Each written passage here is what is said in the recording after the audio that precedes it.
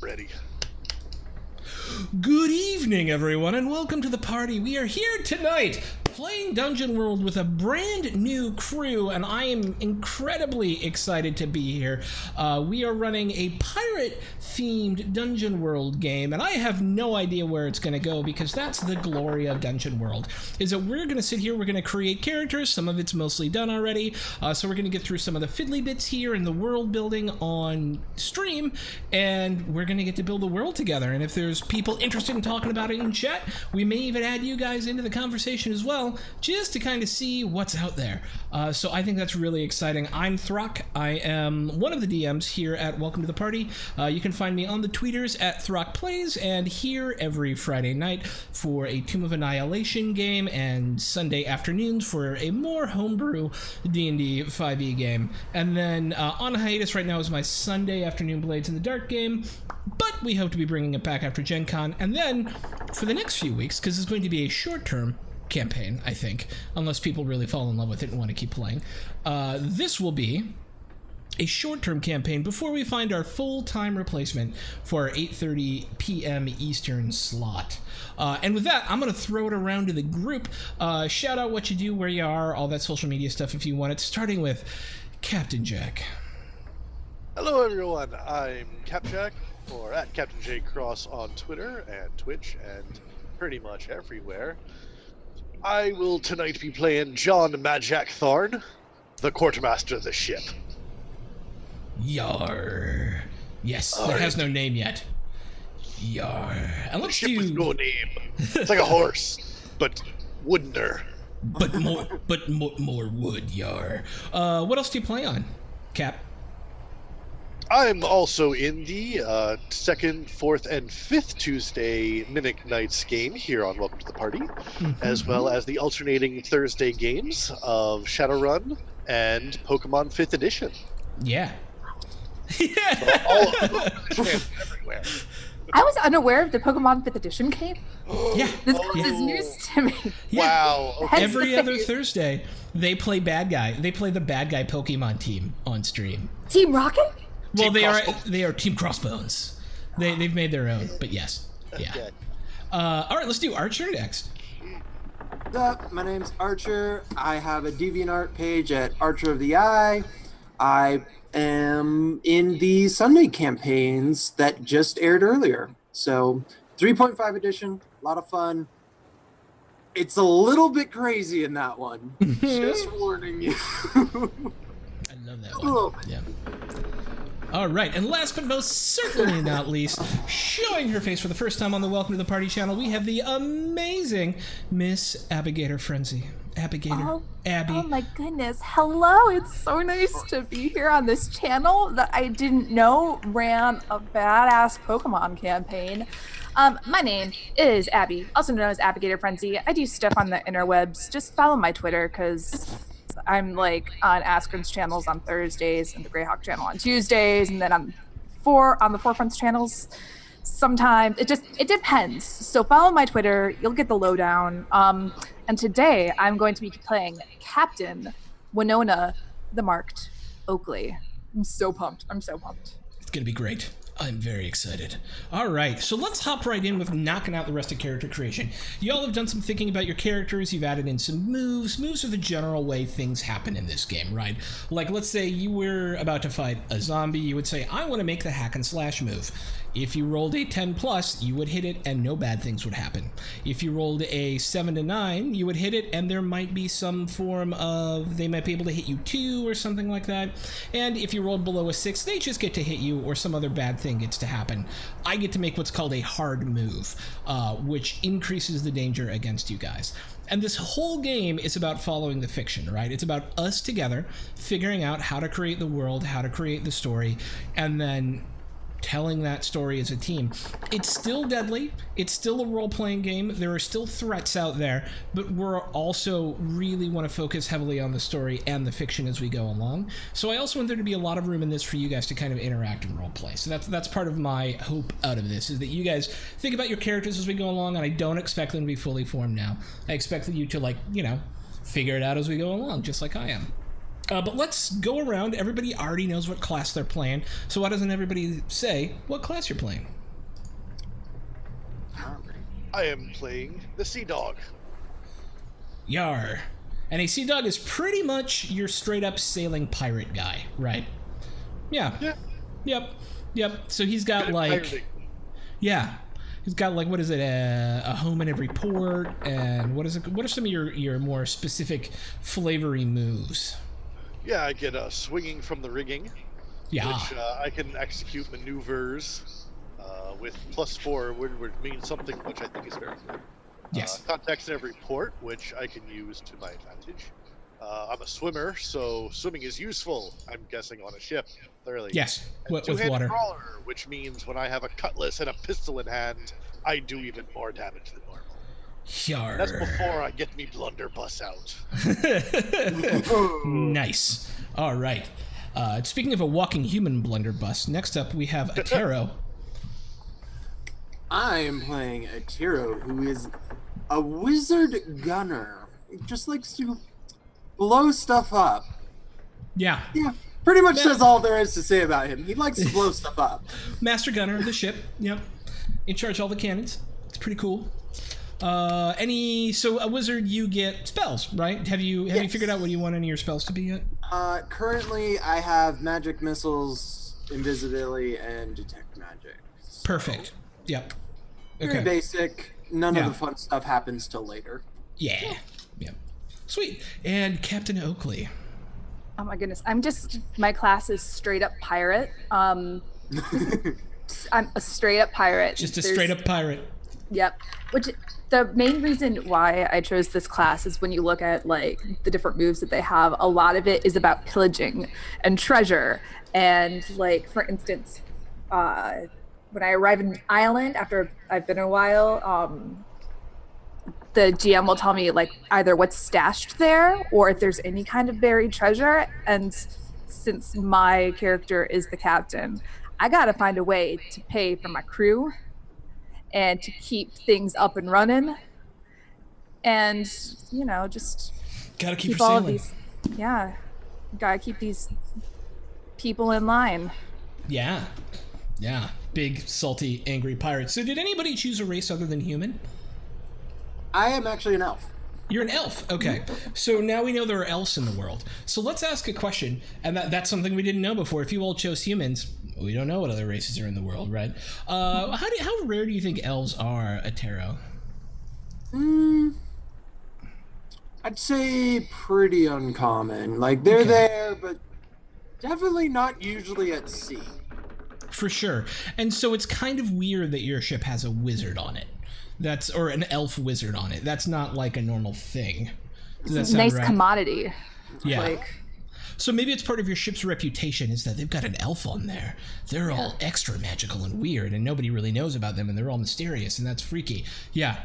Cool. I And like he that. likes to blow stuff up. And he And ours likes is to blow kind stuff of up. bad, and it works for us. Excellent. And you've all chosen your names, which is fabulous. We've got Mad Jack Atero and Captain. What's your Latera? Is that what it was? Oakley? Something.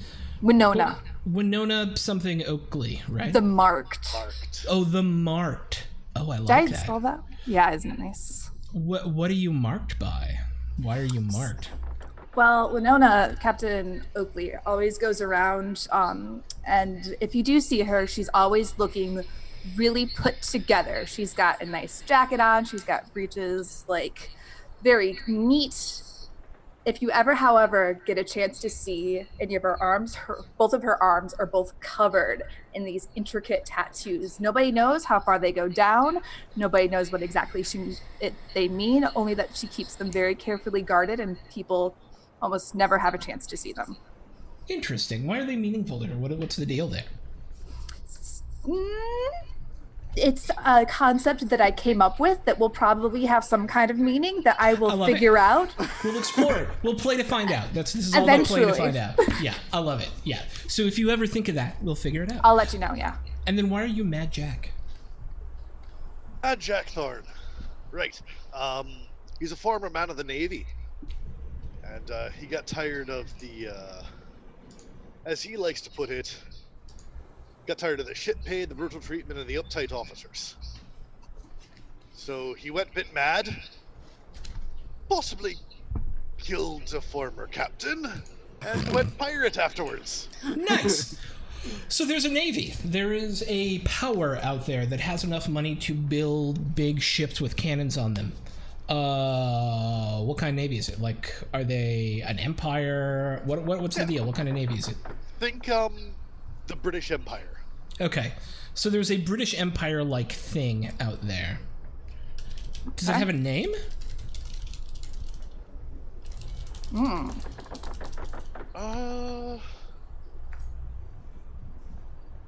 I'm the worst at naming things, you guys, so I want to call it the Empire of the Sun because the sun never sets on it. I like it. British. It's great though, but it turns it on its head a little bit, and it's totally thematic with a pirate game, right? It also kind of has kind of a Middle Eastern feeling to it as well. I don't know if you were going for that, but it can really go either way. Empire of the Sun, which is actually a novel that was turned into a movie. It's a great movie. It's about a World War II internment camp in Japan. You should watch it if you get a chance. It's from the 80s, and it's amazing. It has a very young played Batman for 3 movies. Christian Bale? Christian Bale. Very young Christian Bale is the main character. It's very, very good. Okay, so there's a British Empire like in India. They're called the Empire of the Sun. Awesome. And we'll dig more into that after we knock out the rest of character creation. Everybody's already chosen their stats and figured out their modifiers, right? yeah. Yes. Yep. When you say modifiers, that's the like +1, +2 stuff? Yep. Okay, cool. Yeah. Yep. And everyone has set their maximum HP. Yep. Yeah. All right. My squishy self. Question mark? So it's plus your modifier or plus your number? Plus your, hang on, base 4 plus the number. Oh, good. All right, so I am that's not plus- nearly as squishy as I thought I was. Good to know. Yeah, plus Constitution score. That's Yeah. what I wanted to be sure of. Yep. All right, so that's plus 13. Oh, There you good. go. I'm not gonna die instantly. Yeah. Right. Average bad guys, and listen, I And will, how do by we the know way, what kind of damage we do? you do the damage of your I class. believe it's. You do a D8. Oh, sweet. Yeah, you do a D8 damage. No matter what you use, it does a D8 damage. Cool. Yep. All right, so we've got everybody now has their maximum HP figured out as Constitution score, plus your base class HP. Sweet. And everybody's got their starting moves figured out. Yeah. Believe right. so. For the Let's most part. talk for a second about moves. On each of your character sheets, you will see because I like to be incredibly prepared, you will see all of the basic moves on top. And let's talk about them for a second, right? Before we get into the rest of the game. Hack and slash is literally, oh, hey, Kimages! Hack and slash is literally, I am fighting you face to face, and we are in some way attacking each other. It is a strength roll. It is you putting your physical gusto against somebody else. Volley is the same thing, except for shooting. Defy danger is kind of a catch-all for if something really weird is happening and you want to try and get out of the way, whether it's somebody trying to possess your mind through a psychic assault or you dodging a trap in a dungeon, you would choose a stat and roll for defy danger. Defend allows you to kind of interpose yourself between two people and gives you this thing called hold. And we'll get into this more in a minute, but hold is essentially like fate points that you can spend in additional turns to do an extra action, right? So like if you look at defend on your character sheet, it gives you on a 10 plus, it gives you 3 hold, right? Which essentially are 3 points that you can spend 1 for 1 to half the attack, effect, or damage on the person you're defending to open up the attacker to an ally, giving them a +1 on their next roll, which is what +1 forward means, or deal damage to the attacker equal to your level. So those are like fate points that you can spend over time. And there's a little tracker on the top right-hand corner of your sheet on the main thing. If you look on the left-hand side, you'll see main, sub, and settings. On main, all the way across that line on the other side is hold. So if you ever get hold, you'll just put it in there and tick it off as you go along. Does that make sense to you guys? It's just like points That you makes spend. sense, yeah. Yep, sweet. Yes. All right. So the one thing, wait, was there anything? Oh, there were a couple more of these I wanted to talk through. Spout lore this is one of my favorite skills in the game because you just get to make shit up. Right? Like, oh, I know what this is. That random rock formation over there was created by XYZ during the Elder Days in the time of XYZ, right? And you will roll a spout lore, right? And should you succeed, you get to actually be right. And I will also ask you, how do you know that? And we will define more about your character that way. Cool. All right. Discern realities is a combination of spot and investigate from D&D. Parlay is how you... It's literally how you parlay with people, but it assumes you have some form of leverage over them. You can't just go up to someone and say, I have nothing on you, give me all your money, right? Yeah.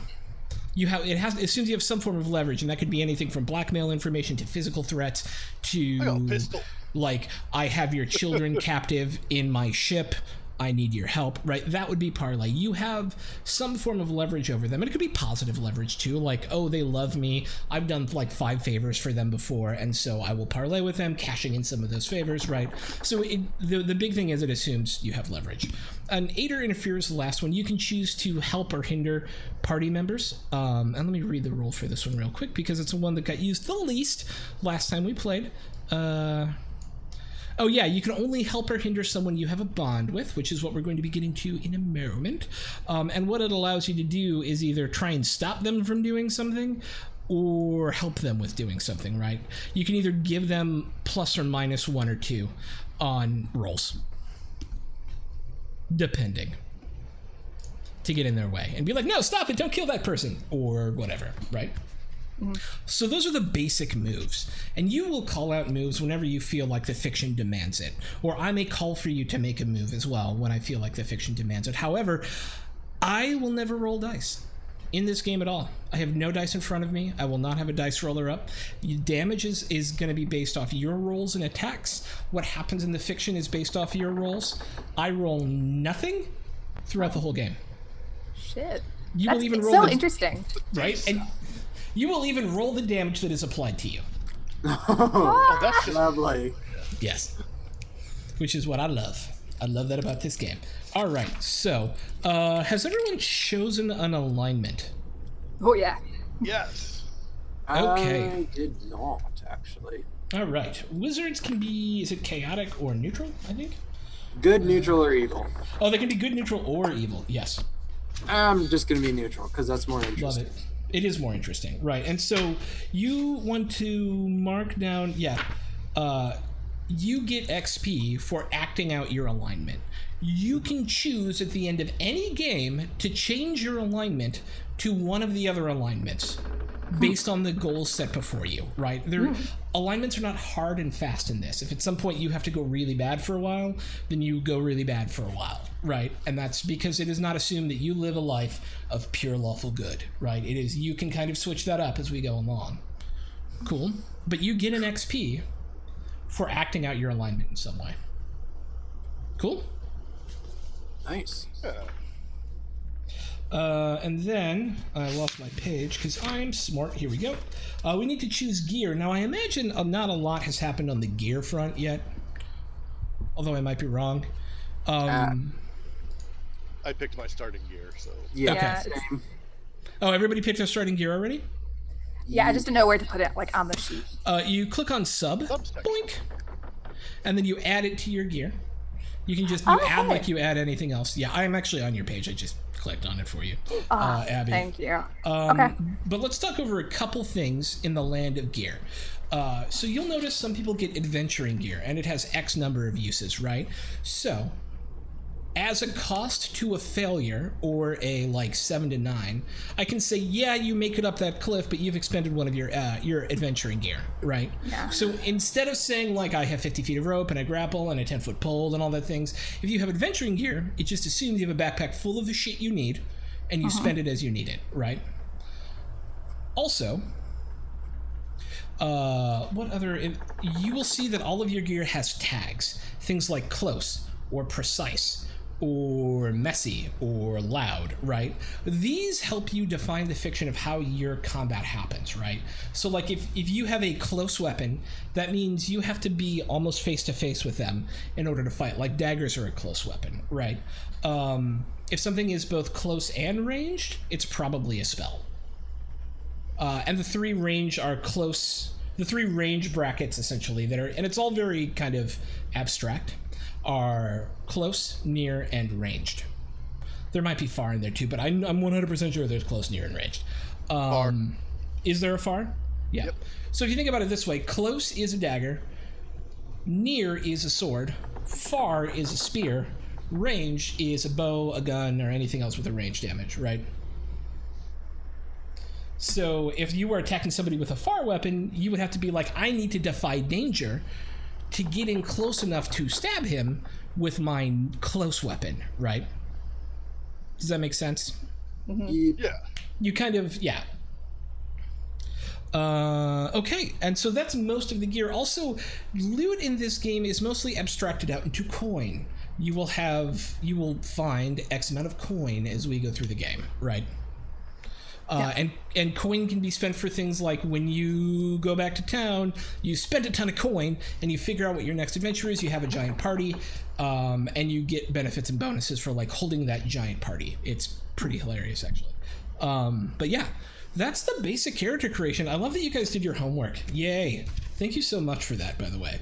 So let's do a very quick introduction with a physical description and a little bit about your background of each of your characters. And this time we'll start with Atero. Alrighty, so Atero, as mentioned before, is an elf, but he's not like elf screaming in your face. He has a lot of subtle features, a little bit sharper things. He usually has his hood up, so you usually don't see his pointy ears. He definitely has a more bony, narrow face. His clothes are pretty worn, burnt in a lot of places because he doesn't really care about them. And his hair is just all wild. He doesn't care about that. But he has very sharp, focused eyes to the point where it's almost disturbing to be looked at by them. And he's very good at holding your gaze until you just can't look at him anymore. As for how he ended up on a pirate ship, he was actually born in a very tiny elven settlement just on the border of a human nation, and that human nation used guns, and he was fascinated by them. And he wanted to figure out how to make bigger booms and bigger guns. And that just eventually led him to being on this ship where he just gets free reign of experimenting with the guns and just trying to make bigger, better guns. I like it. I like the, and there is a system in this for creating your own shit too, which we can get into over time. So if you're like, I want to create the biggest fucking cannon ever, and put it on the back of the ship, and just blah! That is something we can figure out over time, for sure. So I love that. So the Empire, let's dig into it a little bit because I have questions specific to each of you as we go through this. That I want you guys to mark on your character sheets as well, just so you kind of remember them for background. So, as an elf living near. Was the civilization the same empire that Mad Jack was, or is it a different? Do they have like an opponent out there somewhere? I think honestly, it was like a very small military-minded nation, like very small, but very military. So like a lot of things. They weren't interested in seafaring. They were just like, this is our land. If anybody comes on it, we're gonna blow them to pieces. Okay. Do you have a name for them?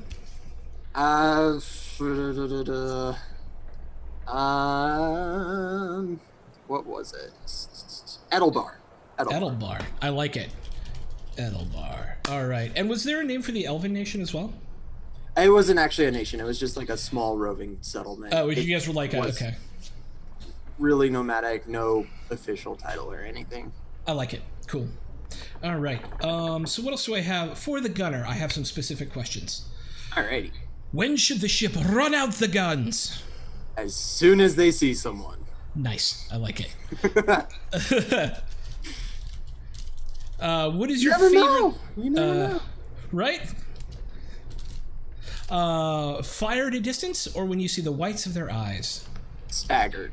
Some Staggered. people the good shots fire first. The rest, wait. What do you call your favorite cannon? Eddie. Eddie. Why Eddie? As in the water Eddie. Oh, I like it. Yeah. Got It's it. got like this little swirly pattern in the metal that he's like, that's like an Eddie. Oh, I like it. Call this guy. All right, because it has a little swirly pattern in it. Aw, I like that. I think there's Damascus steel in the world now. Yeah, I like it. Quite possibly. All right, so Quartermaster, Yes. what's your favorite port to re-provision at? Oh, his favorite port would have to be the port of Saint Octavia, Saint Octavia. patron saint of lost causes. Is it a pirate port or a port of the Empire? Pirate port. Okay.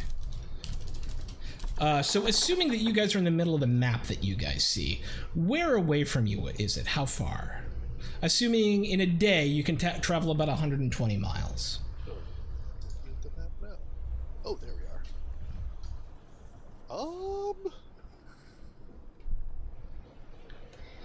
About 5 days. Say? 5 days, so like 600 miles away. Yeah. Almost 7. In what direction? West. 600 miles, 650-ish west. All right, so that puts it right about there. Let's put an island there. So this will be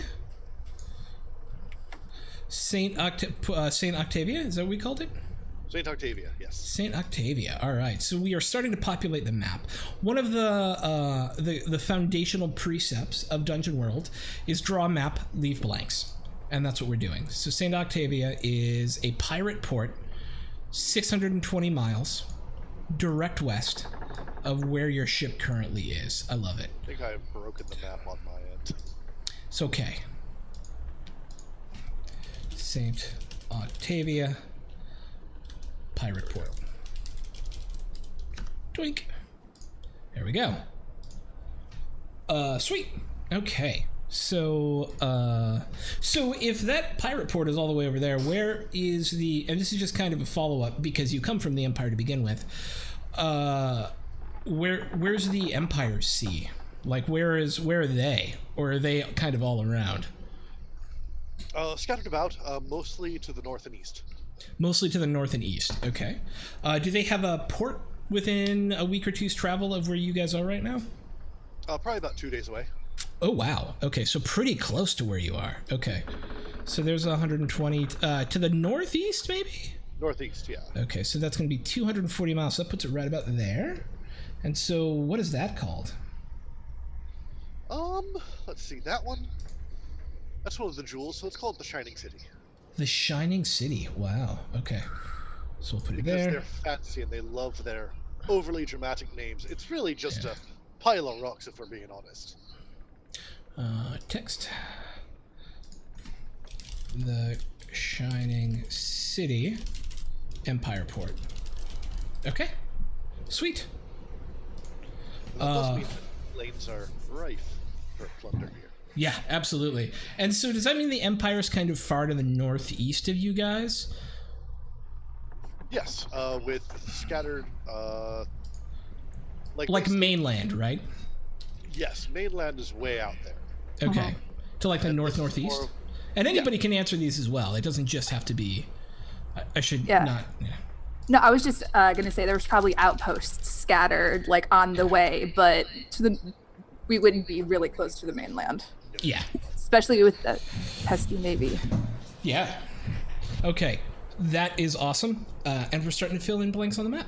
What is your favorite provision to bring on board? Oh, good wheel of cheese. There's nothing. I love cheese. Cheese is my favorite food, so now you're speaking to your DM's heart. and that's amazing.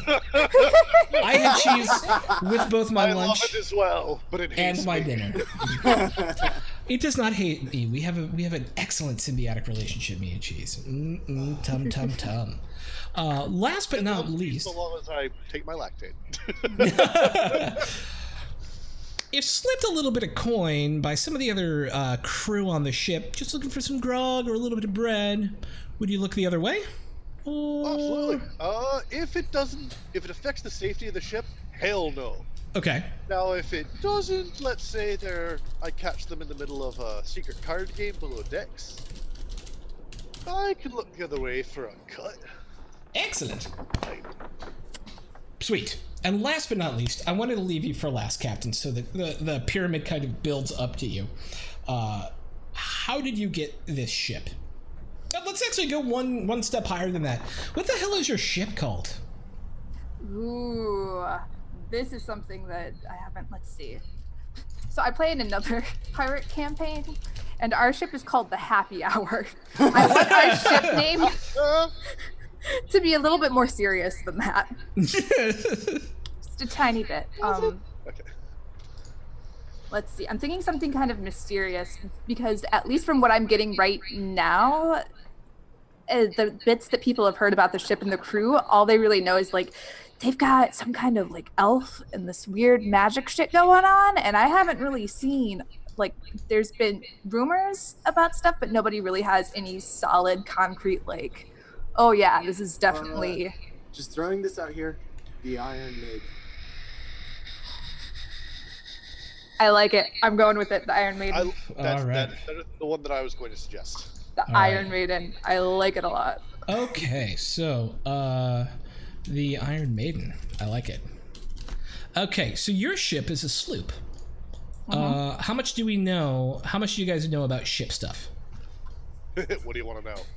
Okay, awesome. So just really quick, you have a 3-masted sloop. It's got 18 guns, 9 on a side. It crews about 90. Is it rigged for speed, or is it rigged for maneuverability in general? Like its basic state is speed or maneuverability? I'm gonna guess maneuverability. That's usually better. Yeah. That way, if there's a ship in the line coming, we can turn tail and catch the wind before it even gets to us. Yeah. Awesome. Okay. So, how the hell did you get? How did you get the Iron Maiden? How did it come into your possession? Oddly enough, it was a settlement from a previous captain. So I was the quartermaster on another ship. I was a quartermaster on another ship. And things were running really, really well. In fact, things were running really, really well because the captain was a drunkard and wasn't doing any of the work. So all the work fell on the quartermaster. That being said, after some talk with the crew, we had a little talk with the captain. Said, "Hey, Captain, so I know that you have your own things. I would hate to take your crew with me and go find another ship, but they have my loyalty. I've been working for them for a long time. If you could give me something in return and you can keep your crew, I feel like that would be an even trade." Captain ended up giving me this sloop and got to keep most of his crew. And that's how I came upon the Iron Maiden. So you literally threatened him with mutiny to get your own ship, is what you're telling me. I love it. That's awesome. We will cut your throat if you don't give me a shit. I'll let you keep your crew if you do. I love that. That is so piratey, it's gross. It's amazing.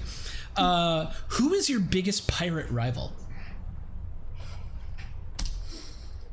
My biggest pirate rival would probably, I wouldn't even call him a rival at this point, but like if he does see the little sloop, let's see, Drunken Pirate's name is probably going to be, not Thornton, that's too like sophisticated. Barnaby, Throckmorton Captain Barnaby. Barnaby. And I know what this ship is going to be called, but this Captain Barnaby, who I who's much of his crew is actually still knows me. But if he ever comes across me in the sloop, we don't necessarily get along. Is it Just because for they're a ship name? yeah? I'm sorry? The Silver Skell? Yes. Captain Barnaby of the Silver Skull. And is this a larger ship than yours, like a frigate or Yes. something? Mm-hmm. Got it. Okay. Love it. Okay. So is he your rival, though? Or is there someone out there who kind of gets under your skin or has, like, gotten in front of you to a treasure or a ship before?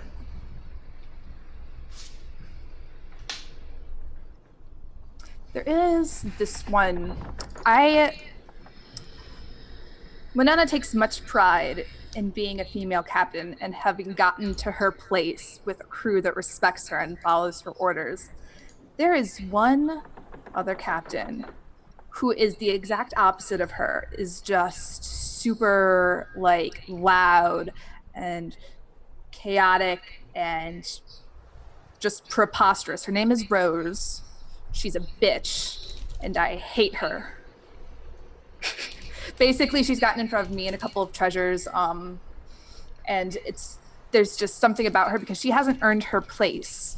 She just flirts and fucks for stuff, and that's not how you do things, Rose. Damn it.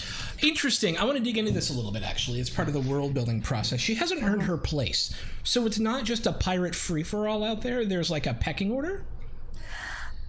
A little bit. The way that she got her ship and her crew is she happens to be in the good graces of somebody in the Empire, somebody who's a part of the Navy.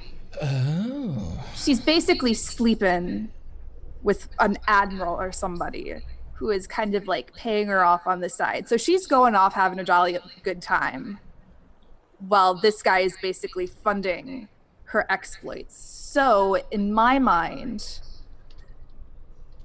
like having an admiral pay for your ship and for your crew, and then you just going off and pretending to play pirate. Oh, you bloody privateers. Yeah, so does she have like a letter of marque, or what's the deal? How does that... I'm How guessing does she probably has a letter of marque given to her by this admiral. Interesting. So she can also hunt other pirates under the protection. So this actually brings up a big question. Is a letter of marque against pirates, or is there another nation out there that she is allowed to raid freely under the protection of the Empire of the Sun? The pirate.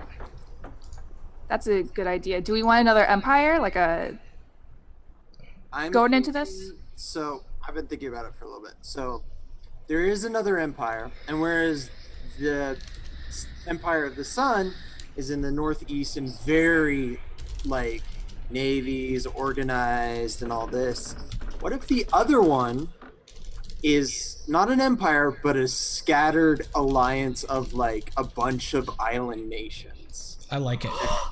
Yes. That's super cool. and they are specifically a lot in an alliance to just keep the empire off of them? I like that it. a lot. I like that a lot. So what are they called? Didn't think that far.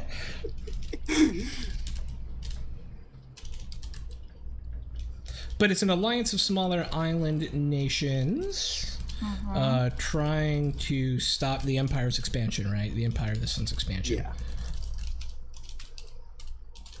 Mostly because I'm assuming that the Empire is kind of trying to do the Imperial thing and like come and take their islands for the Island of the Sun, and we'll teach you our ways. Oh, for sure. The nations are like, we're not, no. I'm waiting for a chat suggestion at the moment. Yeah, it looks like there's a Ooh, chat yes. suggestion coming in. I want to see what it is as well. Yes.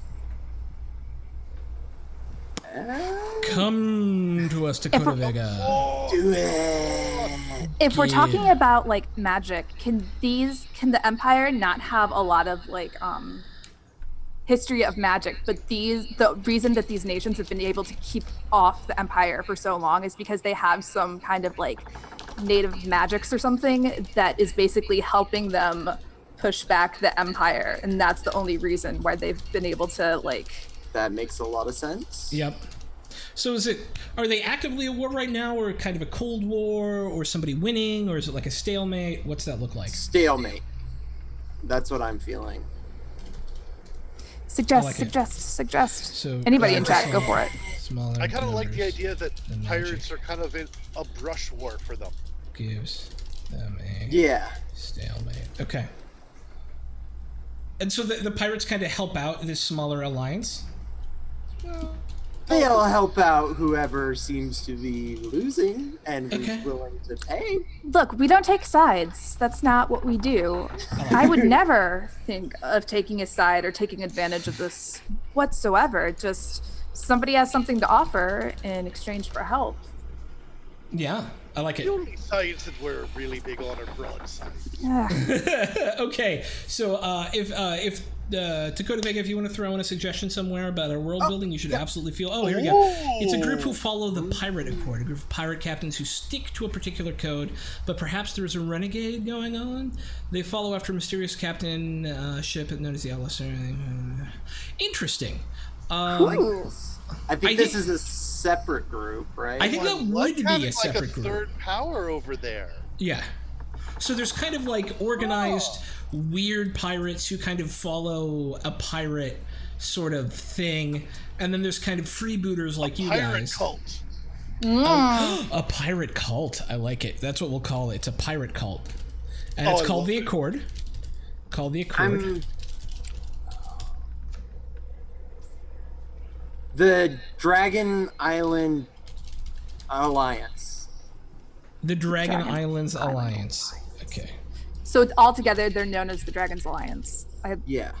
or the Dragon Islands. Dragon Islands Dragon Alliance. I like that. So Dragon is- Islands Alliance. Do Okay. the So islands kind of make like a serpent shape then? interesting. So let's get to two other things before we get to that. I want to know where the port for, like, the nearest port for the Alliance is. And this is the Dragon Island Yeah. Alliance. So I would assume it'd be kind of directly south of us, maybe like I was about to say, I'm guessing the islands are going to be more towards the south. Okay. yeah, like kind of like the nearest one's probably like southwest about 400 or 500 miles. I like it. So right about there. Okay. Let's plop down a new island. What's it called? Mostly we care about what's the name of the ports that there, because that's what everyone Yeah. will use. but- Dragonhead? Dragonhead. Yeah. So it's Because the the main very- port. Or it's the one at the very end, at least. The and then biggest- the rest of it goes down. The biggest island is kind of the head, and then it kind of. So it's the dragon's head. And I'll form the head. All right. So this is Dragonhead down here. Hmm. Text. Dragonhead. Well, the way it's shaped, yeah, it's even shaped like an open mouth there. Yeah. Oh, I love it so much. Dragonhead, Alliance Major Port. All right. And then some more islands kind of come off of it, right? So we kind of make And that a it goes drawing. like along this direction, maybe? Kind of like. Yeah, kind of. Yeah. It starts kind of moving down like this. Yeah. And then maybe there's a little something down here. It's a consummate feast. Consummate. Drawing. Right. And so this archipelago kind of keeps going. But in the end, it essentially makes the shape of a snake or an Eastern dragon or something like that. Yeah. Or Trogdor. Couldn't resist. So, planned to be a short game. Sadly. Short 3 or 4 session game. I don't know why I'm responding. I can just tell you. There you go. Yeah, so sadly, this is gonna at the moment this is planned to be a short 3 or 4 session game. So if we make it a longer term game, and that is a discussion for another time. If everyone likes the system in the game, we will do that, and we will maybe have guests and stuff. But yeah. All right, so we kind of have the dragon, we have the alliance down here, and then last but not least, do people know about the Accord at all? Is it secret or is it like Pirate Accord? I feel yeah, like that pirate cult, which is called the Accord? the Accord probably would be known within the pirate community, as for other people, not as much. Assume the Empire knows about it because they're trying to wipe them out. Yeah. I think Yeah. the way I'm thinking of it is, to the Empire, a pirate's just a pirate. What's the difference, really? So the Empire is just like, pirate's pirate, whatever. So they have a fancy name. Ooh, kill them all. Yeah. So they know of it, but they don't really know what it pertains to or what any kind of intricacies are. They're just like, oh yeah, they've got this weird thing called like the Accords or whatever. Let's just Who wipe gives them a out. shit? Yeah. Pinky out. Whatever. Yeah. Okay, so they're known, but not like nobody understands their cult or weird, except for maybe some of the pirates who've seen some weird shit happening. And we don't have to, yeah, we don't have to get too deep into how weird that shit is right now. You want to leave some open spaces for like creative growth in different directions as time comes. So we don't want to like heavily define the world. But I think having the Empire of the Sun being the big bad power, this small alliance of locals essentially living on a series of islands who have higher magic, kind of being the obvious aggressor, the ones being aggressed, and then this weird wild card of the Pirate Accord, and of course the other wild card that always exists in games like this, pirates yourselves, who you are, makes a lot of sense for a lot of like interesting tension and play as we go forward. So I love it. So I want to talk a little bit more about you guys. Why did you each become a pirate? I think Magic, we got yours right. You is there any more to that? You killed your captain, you hated being in the Empire's navy, you got the fuck out, and now you kill the Empire for funsies. More or less that, yeah. Just got tired of all of it. All right. And then I have to remember all names, and sometimes it's hard. Atero. Alrighty, for Atero, he basically just kind of ended up on that because they were the ones who let him do stuff. Like, people usually frown on you blowing stuff up. Yeah. In general. And so he was like trying to do his stuff and he kept getting driven out of places because it's frowned upon to blow up someone's house. Then he finally ended up in a port city and these people were like, hey, we have this stuff that you can blow stuff up with at range. And let's do that. It kind of reminds me of the guy from the Atlantis movie. Yes! Not movie quite is my that crazy, favorite. but close. Good movie. Very close. I forgot to update our description, so everyone thinks we're still playing Tales from the Kingdom of Five. I mean, it's pretty good. Yeah. But sadly, we're not doing that. That was earlier. Yes. So let me do that real quick as Captain Oakley tells us why she became a pirate. Oakley's always had a natural urge to have lots of have lots of shiny things, to spit in the face of any kind of authority figure that she comes in contact with. Just kind of anybody who's trying to assert authority over a group of people for no reason, such as the Empire. She's like, mm-mm. And she's also always had this natural proclivity to draw groups of people in and to kind of, oh, I have a suggestion. Why don't we go this way? Why don't you all come on a ship with me and risk your lives so we can get lots of gold? It's gonna be fun. Why don't we go this way? I love it.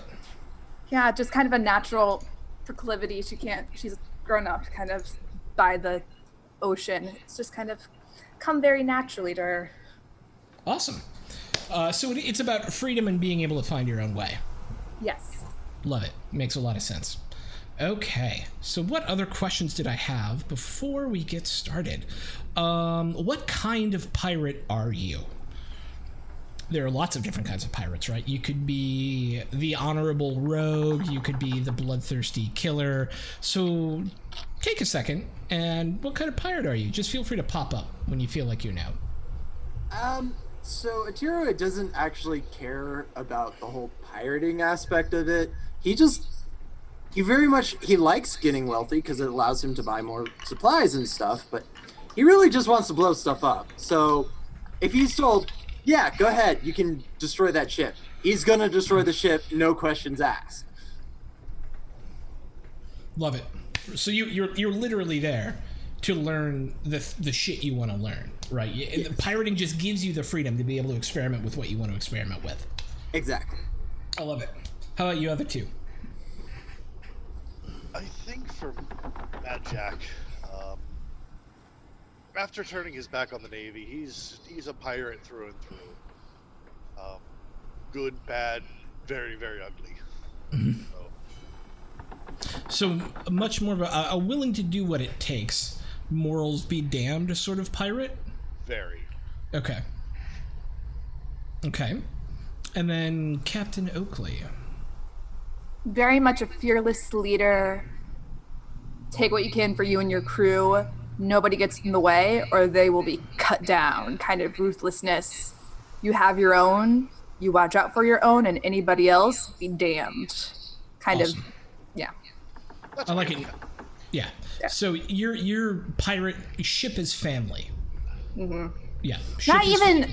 Yes, kind of a growing family, and if you displease family, then there's a chance that you could walk the plank. So it's a very hard family to be in, but if you do earn your place and if you earn their trust, so you're there. High loyalty, high premium on loyalty. Like, so it's all about like the cohesive unit and the functioning of the family itself. I love it. Exactly. If you have nothing to contribute, then you're out. Why are you here? Yeah. Don't be driftwood. Yeah. Awesome. Or you'll actually be driftwood. Okay. So my last question is, who is the king of pirates? Oop, shit. I wanted to... Or queen. Don't matter to me, either way. Who's the top pirate that pirates? Who is the piratiest pirate that ever pirated a pirate? Who's the boss? Who is the most feared? Who's the king of pirates right now? So this is somebody right now. I'm sure there's like old legends of like famous pirates like Bluebeard or whatever. Yes. How about, because we talked about this accord thing, this pirate accord. Didn't Vega say something about its kind of runner was created by this mysterious captain? So there's been rumor, almost legends. Nobody's really seen this, but there's been legends of this really fearsome blah blah blah pirate and blah like blah a blah. Pirate Roberts kind of pirate. Yes. Seraphim is the name that he gave to him. Seraphim? Seraphim? I like that name. I like it too. Well, it brings into question religion. Well, it brings into question religion, right? Seraphim tends to be an angel. Yeah. Right? And so... it's almost like he's placing himself as like the angel of pirates. Like, I am here as your savior to help all of you in your time of need. Can I make an addendum to that? Please. Totally. Sure. Could he or she be known as Malachi? Yes. Because yes. It adds a little air of specificity to it rather than just being the Seraphim being like a choir of angels. This is like this one guy who takes on an angelic, or gal who takes on an angelic name, right? Yes. Malachi. Okay. Oh, it's so good. Okay. Sweet. So looking for some, and that allows me to fill in that blank. Where is he? Weird mystical pirate leader, unknown person named Malachi. Does Malachi have a ship? He has the biggest ship. And what was it called? Sparrow? No. I feel like it should have now some like religious meaning as well. Like, And the So glory. like judgment or the purgatory or something like that. Oh, Purgatory. The I like purgatory. purgatory. The purgatory. purgatory. You gotta. There we go. All right. So yeah, Not quite to heaven yet. Not quite there. You're hanging out. Yeah. And so yeah, so in the game, in the world of Dungeon World, there are these things called fronts. Fronts are the different threats and plot lines moving along the world. They are essentially decided, as we have now, in the first session talking about how we build the world. So now I know that there are at least 3 fronts of plotline happening out there in the world, right? There's the Empire's attempts at expansion. There's the Alliance's attempt to push the Empire back. And then there's this third group who... I'm not sure on their motives yet. Do we have motives for them? Did we talk about motives? Not as much, I don't think. Probably just whatever Malachi decides. They're a cult, so is there like a dark sea god that they're trying to raise? Is it like... And we don't need to know right now, but I mean, is there... is it? We know. So it is... Yeah. We know it is a religious or cult-like purpose, right? Yes. Yeah. So- Religious or cult-like. Which may or may not have physical, very tangible political benefits as well. Yes. Yeah. Also, question. So is this alliance also with the Dragon Islands? Is that all kind of... Because if we were going to do that, we could do some Dragon Island lore, as in whatever they're trying to... I would say the Dragon Like Island they're and trying the to pirates wake are the actual different. dragon, maybe? The islands are actually a fucking dragon. I like that. That'd be Maybe pretty the awesome. islands are a world-devouring dragon. Because to be island-sized, love right? dragons. I Like love dragons. to be an island-sized dragon would mean that it would have to be huge, right? And like if that's the mouth is something like, and it might not be real, right? But the mouth is like 60 miles across, open. Literally Which is- able to like swallow several ships. Just... Yeah. Fleets. Eat an Fleets. entire town. Like, just Yeah. bite a town out of existence. Fleets of ships just Yeah. decimated. Yeah. Okay, so I feel like we've built a bit of a world. I'm sure there are other islands on this map that we haven't talked about yet. I'm sure there are more random NPCs and things that we can learn about as time goes on. But it feels like we have a good outline of a world here, right? Yeah. It's really exciting. I like it. I'm here. I have kind of Yeah. an interesting idea involving the Empire of the Sun, too. We get one more idea before we start into Okay. the actual game. What's up? Perhaps the reason that they're the Empire of the Sun is because if the Sun ever sets on the Empire, the dragon will. Like a curse was placed on it or something? Perhaps. Or Because at least there's a rumor of it. In the legend. Ah, Either that or that's what the Empire is saying to try to get these idiots off their back. oh yeah, I like They're that. So spreading it could rumors be propaganda. PR campaign, yeah. Yeah. Oh, I like it. Anti-pirate it's PR really good. campaign. Yep. Rumor. If Have the you sun considered taking an ever anti-piratical sets sabbatical? on the Empire, the dragon will wake. The dragon will wake. Got it. Okay. So we've got, like, if that is a real dragon, that is a very large dragon. Yeah. That is a terrifying entity that would kill everything. Everything. Look at the size of that boy, absolute unit.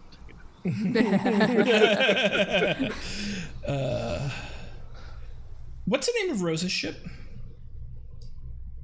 Something really stupid and flirty like the Rosebud. Rose. The Naughty Biscuits? I don't know. The I'm just- Naughty Biscuit. No, it's not the Naughty Biscuits. I was thinking like the Rosebud. She'd name it after herself. Okay, I like the Rosebud. Oh, she would be that kind of egotistical. The Rosebud. Fucking Rose.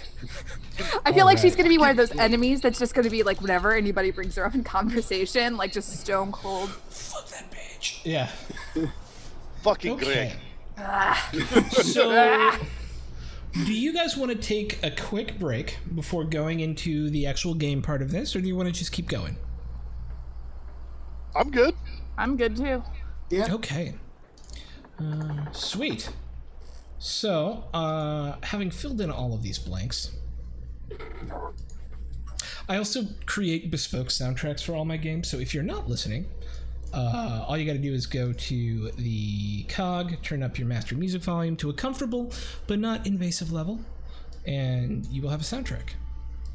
I turned my volume down earlier because... let's see, why is it not taking a thing? Oh, there we go. I totally need to set this up for DKOS. It's... All right. No, it's good. Okay, you I got it. All right. I got it. Sweet. All right. Sailing out of St. Octavia, your sloop, the Iron Maiden, made excellent headway south. Just a few days before, you had bartered with an old salt named Half Pete, missing most of his teeth along with one eye, a hand, and a full leg up to the hip, for a treasure map. Once owned by freebooter Bonnie, one of the queens of the sea in the generation of pilots before yours. This treasure is rumored to be something special. Really special. Like magical. It lay on an island far out to sea with no known name, but it did have one striking feature. A large hill on one end of the island sported a rock jutting out of it that looked like a cutlass. Needless to say, with a promise of treasure, fancy treasure at that, the crew was chomping at the bit to go, but sadly, drunk crew talks, and crew always gets drunk before leaving port. So here you are, sailing headlong towards the island about an hour out from the small green spit of land as it grows larger on the horizon, when one of your top men shouts, "Sail! 2 points abaft the beam and closing fast, Captain!" It's your old adversary and competitor, Rose, in their ship, the Rosebud. With the Rosebud closing and Cutlass Island dead ahead, what do you do? Run out the guns! Run out the guns. I can't. Well, the guns! We're finally taking on Captain Rose. Forward. And I start fast as we can, yeah. I start going to the crew members. I'm like, Fred, Jim, you know the drill. You fire first. Todd, you fire early again. I'm going to throw you overboard. Ah, you gutless salts! Listen up and listen well. Keep your pistols loaded. Keep your muskets ready. I'm talking to you up in the crow's nest. You'll be ready to rake when we get close enough to them. The rest of you, make sure your firebombs are at hand and your cutlass is sharp, cause we're not leaving a soul of them alive. So you can now attempt to assign a mob buff, Mad Jack. Yeah.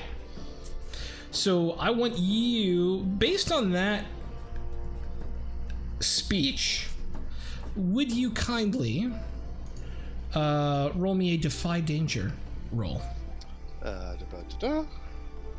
With what value? Charisma? Charisma. Oh! It's a 10. All right. There's this, yeah! As your speech completes and people start running around the ship really fast and like getting everything ready, tightening up hatches, running out the guns and getting them loaded, lighting the matches for their cannons and climbing up into the rigging with blunderbusses and pistols and their cutlasses ready to jump off the spars onto the other ship should it get close enough to boarding. Captain, what are your orders? As all of this is going on, literally the crew below her is just in a flurry. She is standing with her legs crossed, very sturdy, with her arms crossed, just surveying everything with squinted eyes. Just very... So as Jack comes up, she says in a very cool, seemingly cool, collected voice, "I don't want the Rosebud to get to that island before us. We need to stop them because damn if that crew and that bitch gets the things we deserve." Right, Char Captain. All right, so let me tell you the situation. Burned or sliced to ribbons. Let me give you a quick lowdown on the situation. Please. The choice in front of you, Captain. You can make it to the island before them. Okay. They will get there about 20 minutes to an hour later. You don't know where on the island the treasure is. You'll have to find it. Okay. Or you could flee, or you could turn and fight, right? Like, so you've got a couple options in front of you that you should be weighing, right? Yeah. I thought that they were ahead of us, not behind us. That's my bad. Sorry, I used 2 points abaft the beam. It means they're just off the back of a ship. Okay. And they're closing on you. So assume that they are kind of about this big in your vision right now. Okay. And behind you, closing. Yeah. Who has the weather gauge? You technically, you're both carrying a good sail of wind right now.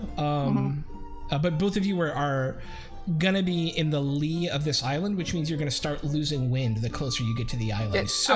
At this point, it's an even match, but the closer you get to the island, the less maneuverability you're gonna have.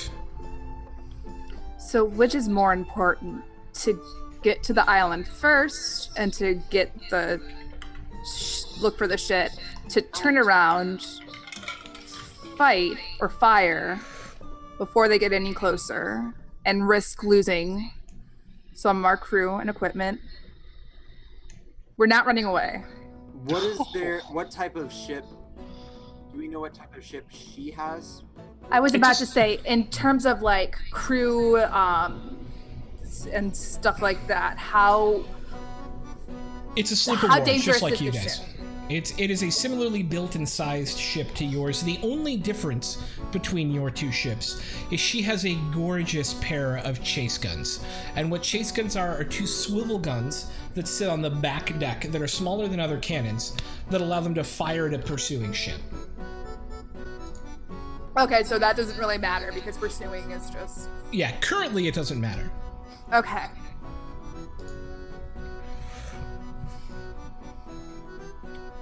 All right, how do I say, this is because it's going to take me a while to get the speech. How do we say, because I'm guessing we're sailing towards the island, how do we say turn around so some of the cannons are facing this ship? Face broadside? Turn to broadside, yeah. Yeah. Swing pointer, so port or starboard. Okay. The best thing we can do tactically would be to... I mean, we'll have a general idea looking at the waves where we're going to start losing the wind. Mm-hmm. If we turn before that, let them pass us, they lose wind, we'll keep maneuverability, we'll be able to swing up behind them and do a broadside against their aft. And that will decimate them. They do have chase guns, though. Remember those 2 real nice chase guns? I mean, Chase yes, but chase guns 2 versus chase a guns. broadside. Broadside will completely decimate. And as right now, that is true because they're facing us. So once we do turn broadside, that'll give them time to start turning. Yes. Now, what we can do is we can look like we're attacking sloppy. Because does she hate us or not? That's a good question. Does she hate you? She... What does she think of us, more importantly? I think at this point, she's using us because she knows that we go for the nice treasure. She wants that nice treasure. So she is well aware that, like, we'll try to stop her. She isn't aware of quite my hatred of her. She's just like, they're going towards that. We'll follow them. So would she underestimate us? I don't know if she knows a lot about captaining in the first place. I don't know how well her crew is in good working order. I'm guessing the quartermaster knows what the fuck he or she is doing. Quartermaster. She herself doesn't know very much. I don't want to underestimate her. No. Even if she does underestimate us. I like your first idea, Jack. So you're turning to fire, essentially. Is that right? I believe we're going the idea to. was. Yeah, go ahead. All right. If you don't mind, Captain. The idea would be Yes. we'll continue forward. We're going to tack kind of looking sloppy. Yeah. So it looks, and because that'll cost us a bit of speed. Yeah. But we'll be able to see, because of the waves, where we'll start losing wind. Yeah. Before we get to that point, we'll swing wide. So they'll move into that, losing maneuverability and wind, and we'll be able to come up behind them with the weather gauge and do a full broadside against their raft. Okay. So what I would like someone to do, as you are engaging for advantage, essentially, I would like whoever wants to take responsibility for maneuvering the ship to roll 2d6 plus 3. Now, why 2d6 plus 3? 2d6 is what you roll for everything. The plus 3 comes from the 2 for maneuverability, and based on the plan and the speech, I'm giving you an additional plus 1. Okay, so, and I will, unless anybody else wants to take responsibility of the maneuverability, I'm a take this. So I'm sitting below decks, like poking people to get the cannons ready. Good. I don't know what's going on. Good. 2d6 plus 3, correct? Plus 3, yes. 7. All right. So the thing was the wind. The problem is the wind. As you're coming into the ship, you know the plan would have worked had that weird cutlass-sized thing not been in the way and created a shadow of wind as you turned around. You lost more speed than you wanted to, which allowed the other ship, the Rosebud, to catch up with you. You'll get to fire your broadside at them, but they'll get to fire their broadside at you too. Okay. So I would like you to roll 2d4. This is how much damage, and actually the gunner should probably roll this because it's how much damage you guys are doing to them.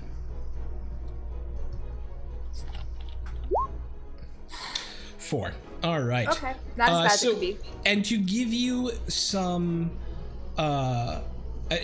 scope of this, a sloop has 15 hit points and 100 crew points. Every point of damage removes 1 hit point and 1 crew point.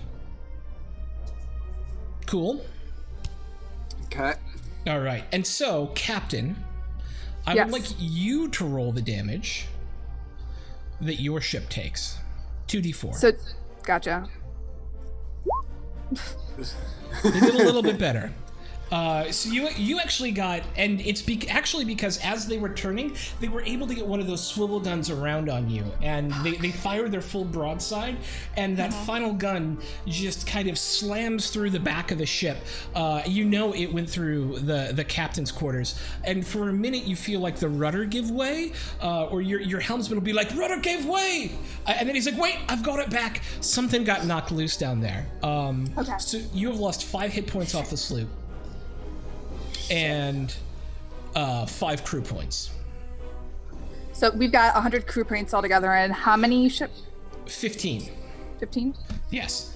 Minus 5, and then we got 100. Okay. Yeah. All right. So what do you want to do? What do you guys want to do?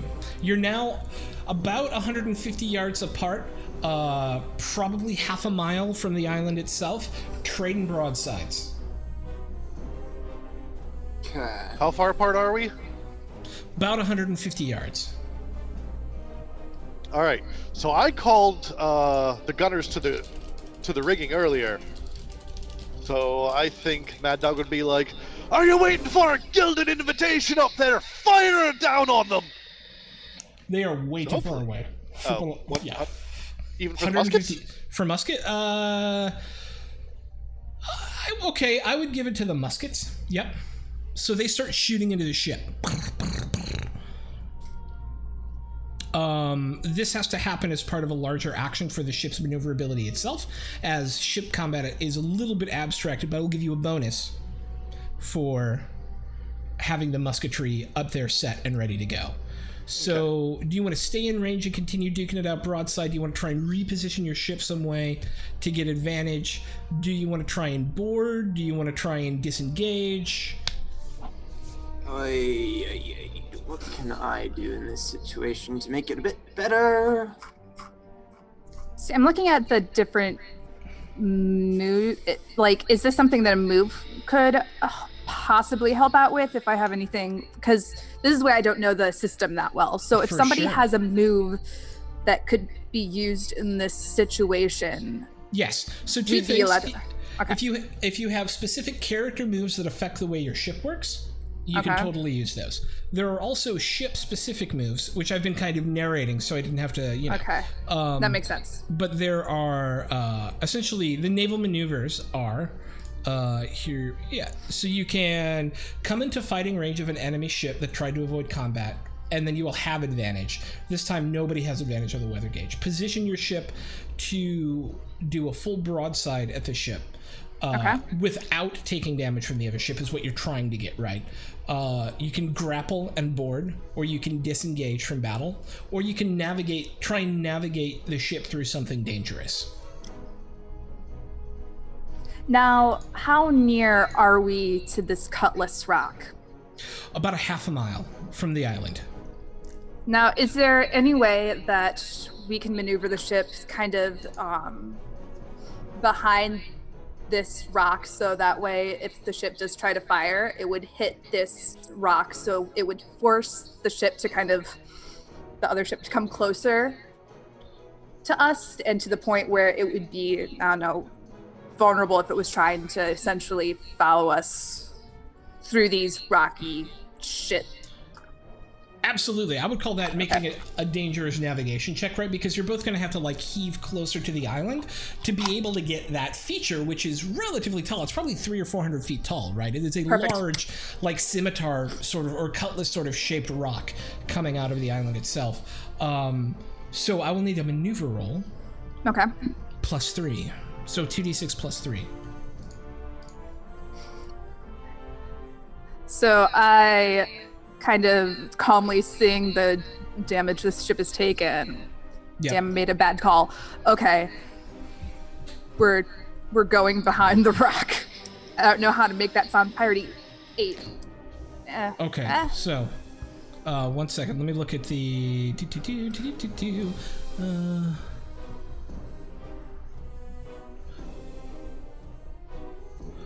you are able to get around the ship. The problem is there's no charts for this, and you end up scratching part of the hull against a reef as you get around. You have gotten into the position you want to be in, but there's the whole ship lurches to the side for a second as you bounce off this reef. Roll me 1d4.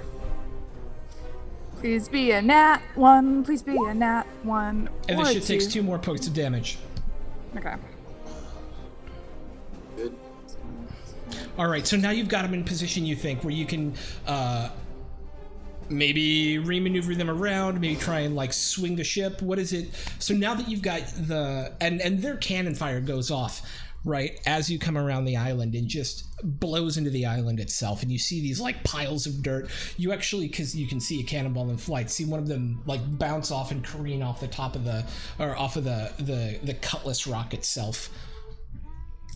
Okay. They're starting to round the head of the island. What do you want to do? So I was trying to make it so the ship would follow us. Hopefully get smashed up in some of these rocks that might not be as easy to maneuver, and get them in. Roll a d6. Okay. I don't know what I went with this d6. So They do not take as much damage as you coming around. okay, totally okay. Whatever. They have a good quartermaster. I don't give a shit. Whatever. All right. Speaking of your quartermaster, Tell me what to do, Jack. so he would like to call down into the hold where the gunner is.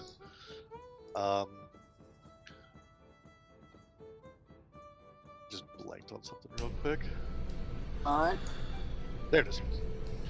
Atiro! Wait until they're high on the horizon and then fire at them. Boy, I know how to do my job, man. Basically to aid. Yeah. I'm trying to make an aid roll, basically. Oh, okay. So you're gonna give him +2 on his next shot roll. I love it. Go ahead and do it.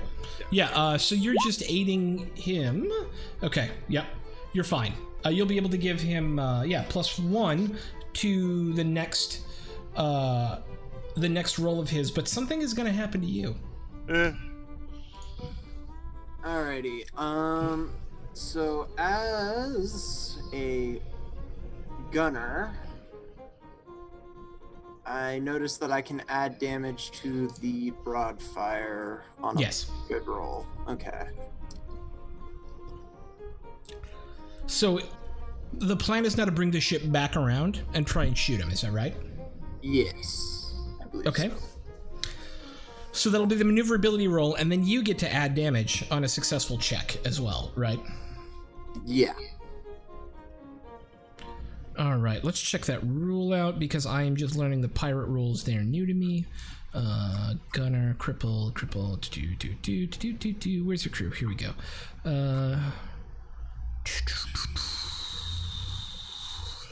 Sorry, we're also all learning Master Gunner. On a 10 plus, you do plus 1d6 damage. On a 7 and 9, you do 1 to 4. Yep.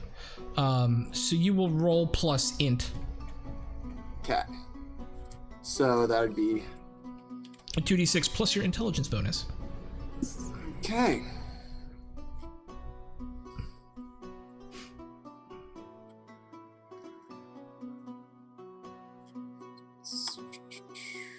Let's see if this works. 8. All right, so they're going to do plus 1d4 damage. You're going to do plus 1. So you were able to set the guns right for the maneuver you know is coming. Captain, what does that maneuver look like? What are you guys doing? Basically, as we maneuver behind this cutlass rock, getting past the worst of the nasty rocks we're going to move, so we're broadside of them, hopefully as they come straight up, so their front is facing us as opposed to their broadside. Therefore, we get more of an advantage of a... Yes, Jack, please tell me. So we basically drop sails to cut our momentum, so they're going to come around quickly and kind of blow past us a little bit. Yes. Okay. If that sounds like a good thing out of character, does that sound like a good thing? Yes. You would yes. slow your ship down to try and turn it, so as they're moving, they won't be able to maneuver. They'll pass by you. You might be able to get across the tee off. Roll me 2d6 plus 3. Okay. Okay. So, given the preparation that you were able to, that both Mad Jack and Itero both add, you are able to quickly get the rigging pulled up short enough to cut some speed off. You get the wheel turned around, and you are able to fire at a significant advantage, but not a total advantage. That's fine. Gunner, roll me 2d4 plus 1d6. Okay. Plus the additional 1d4, or? I'm sorry, 2d4 plus, so roll me 3d4. I forgot it. They got the 1d4. So roll me 3d4 damage. Ooh. All right. How much damage had they taken before this? One. They took 4 damage, so yeah. So 4. One more from hitting the reef is 5. Plus 8 is math 13. Yeah. So they are down to 2 hit points left. They took 17 damage altogether. 17 altogether? How much damage did they take on the reef? They took Just 1 on one. the reef, 4 from you. Oh, never Before mind. that. Yeah, you're right. 5 plus 8 is 13. I was looking at the 5. And then It's good because you've Captain only taken Oakley? 7 damage. roll a d4. Alright. So far, you've only taken 7 damage. Taking 8 damage. What?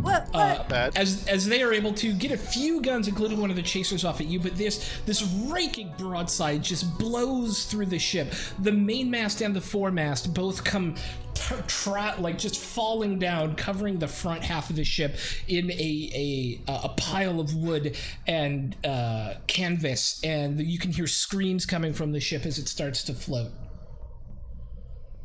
at a slow speed away from you.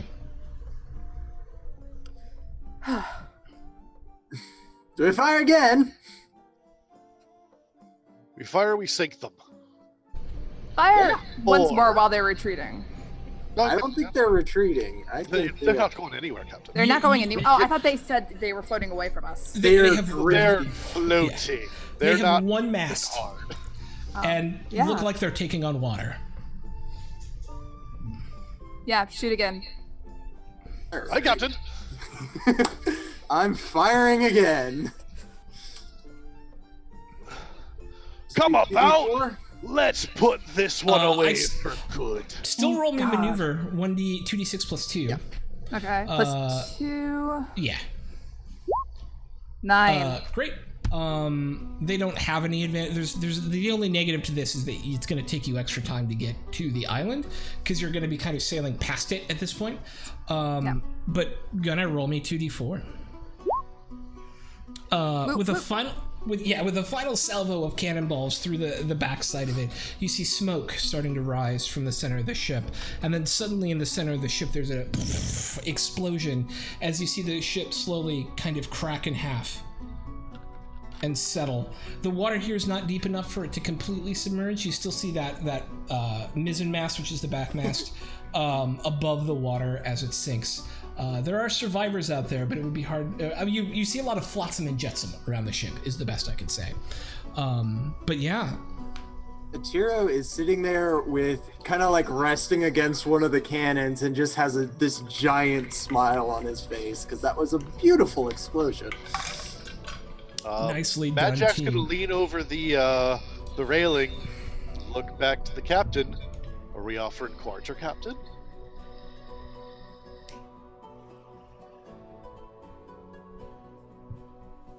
I'll not trust anybody that Admiral of the Navy's Empire has hired for his bitch.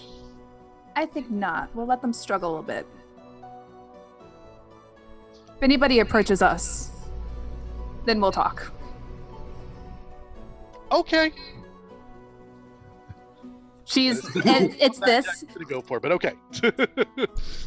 And Mad Jack, it's interesting because you don't know her as a captain to speak like that or have such like an uncommon like hatred towards somebody with no reason. This is her big pet peeve. She's like, no, I'm not having any of it. I'm not touching them. It's like they're the filth under her boot. I could care less. Aye, Captain. Do you want to hurry the process along?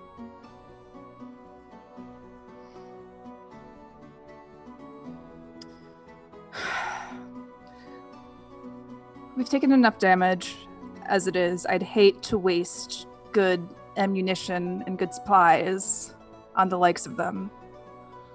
Aye, Captain. For right now, we have some gold to find, and we have a whole island to explore.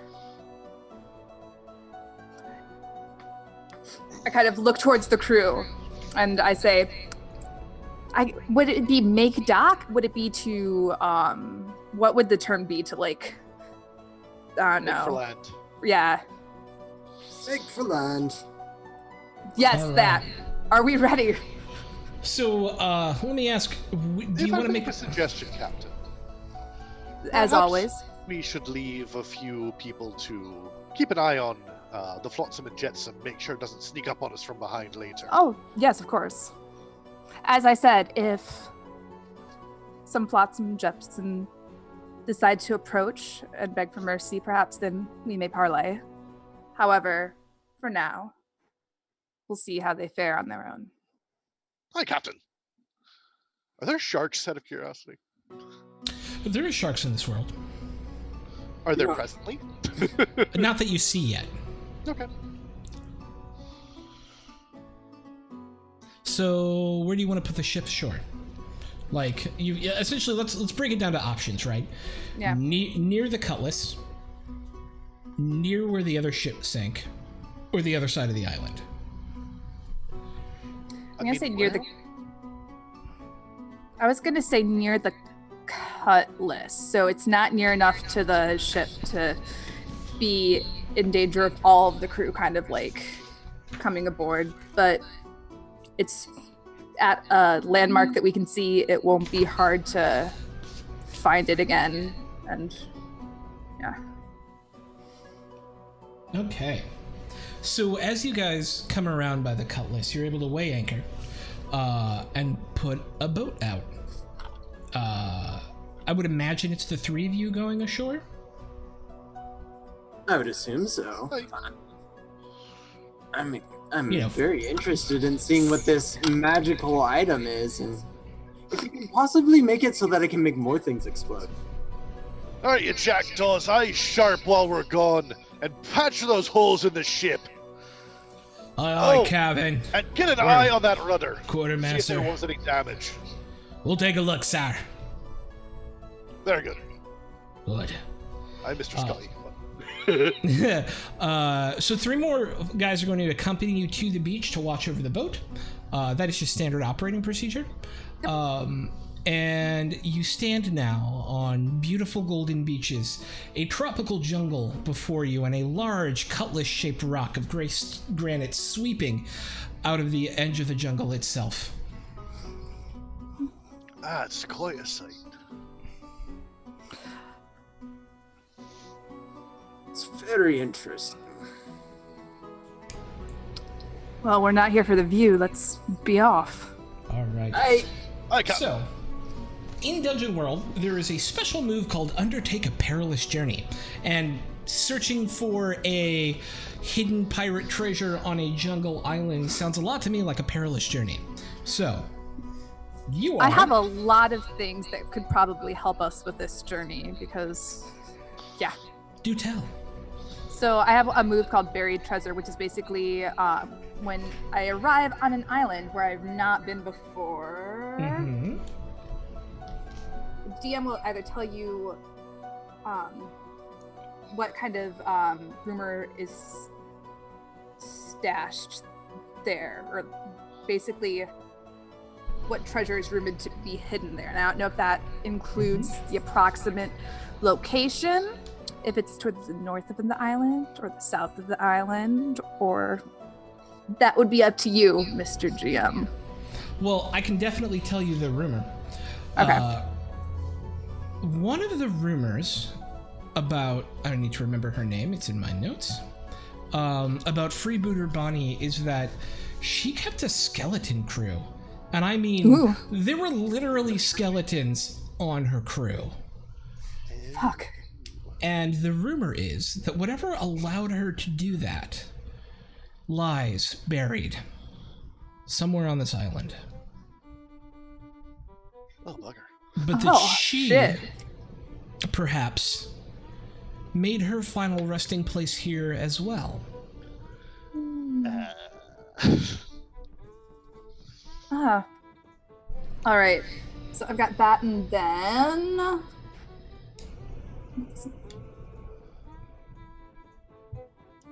yeah, that's it. Okay. So in order to... Oh, go ahead. Oh, I said never mind. Okay, so in order to kind of go out, search the jungle, and look for where this place might be, you would undertake a perilous journey. Undertaking a perilous journey, we assign a role for each of you. Somebody becomes the quartermaster. You should have rations on your character sheet, right? Yes. Okay. Everybody has rations on the character sheet. The amount of rations you waste looking for this, the amount of days you spend essentially, is reduced by 1. Okay. There is a trailblazer who reduces the amount of time it takes to reach your destination. And there is the scout who will spot any trouble quick enough to let you get the drop on it. Each of you will choose one of these roles and then roll plus whiz in order to find out how well you did. Plus wisdom? Yeah, roll plus wisdom. Dibs on quartermaster. I mean... And it's 2d6? It's 2d6 plus your wisdom bonus. So, 2d6. Yep. Same. I think I'll be a scout. That would make sense in Okay. my mind. Capjack, give yourself an XP for rolling a 6 or lower. Where do I put that? Upper right-hand corner of your character sheet says XP. Oh. Yep. So 1. Awesome. All right. So it sounds like the captain is then in the trailblazer position, which also makes sense. Mm-hmm. Okay. So go ahead and roll plus whiz captain. So that's 2d6 plus Yes. You can actually just -1. click on your wisdom, and it'll roll it for you. Oh. What? Yeah. Fancy. All right. So more successful. You know where you're going for the most part. And last but certainly not least, Mr. Wizard. Nah. See what I did there? Nah. 9. Nice. Nicely done. Okay. All right. So I want everyone to mark off 3 rations. Oh. How many rations do you guys have? 5. Okay, me too. Oh, good. Wait, so all together, so we have 5 rations to each of us, correct? Like, no, never mind. I totally got it. I don't know what I'm saying. You Ignore will me. Personally mark off 5 rations. Or 3 rations, I'm sorry. If you do not have 3 rations, then other things will happen. I have And 3 you're- rations. Okay. So everyone, so the problem was when you, as you were stocking the ship, or as you were stocking the away boat to come to the island, you accidentally stocked some of the older hardtack, and it had been so weevil eaten that it was pretty much just full of weevils at this point. Yeah. And so you each wasted a ration stocked from the ship, as you came through, Mr. Quartermaster, not checking your shit. It's very important to always choose the lesser of 2 weevils. Thank you. I've read all of the Aubrey Maturin novels. Every single one of them. I love them. Thank you. Thank you for making that. Yeah. Commander so much. Oh my god. Oh, from the movie as well, yeah. Those are from a very long series of novels that are amazing and you should read them. Really need to read. Yeah, they're so good. Okay, anyways, digression complete. However, going through a little bit more food than you expected, you were able to weave your way through the jungle over the course of 2 days. At first, you're just kind of hacking your way through this kind of thick, hot, humid, gross sort of underbrush, but you end up finding a trail, and it is a trail marked by bones. As you weave your way along this very faint trail, it takes you kind of around the island. And every once in a while, you come upon these odd sorts of construction made out of bone. This would be a great place if someone wanted to either discern reality at it or spout lore. If I can discern reality, I've got a move that when I discern reality, you can always ask where the treasure is hidden. What? It's an actual thing I can do. So There you go. This is a perfect place for it. as soon as you said discern reality, I was like, fuck yes! Me! It's me that does this thing! Okay. So you get to ask me one question on the list from below, plus where's the treasure hidden?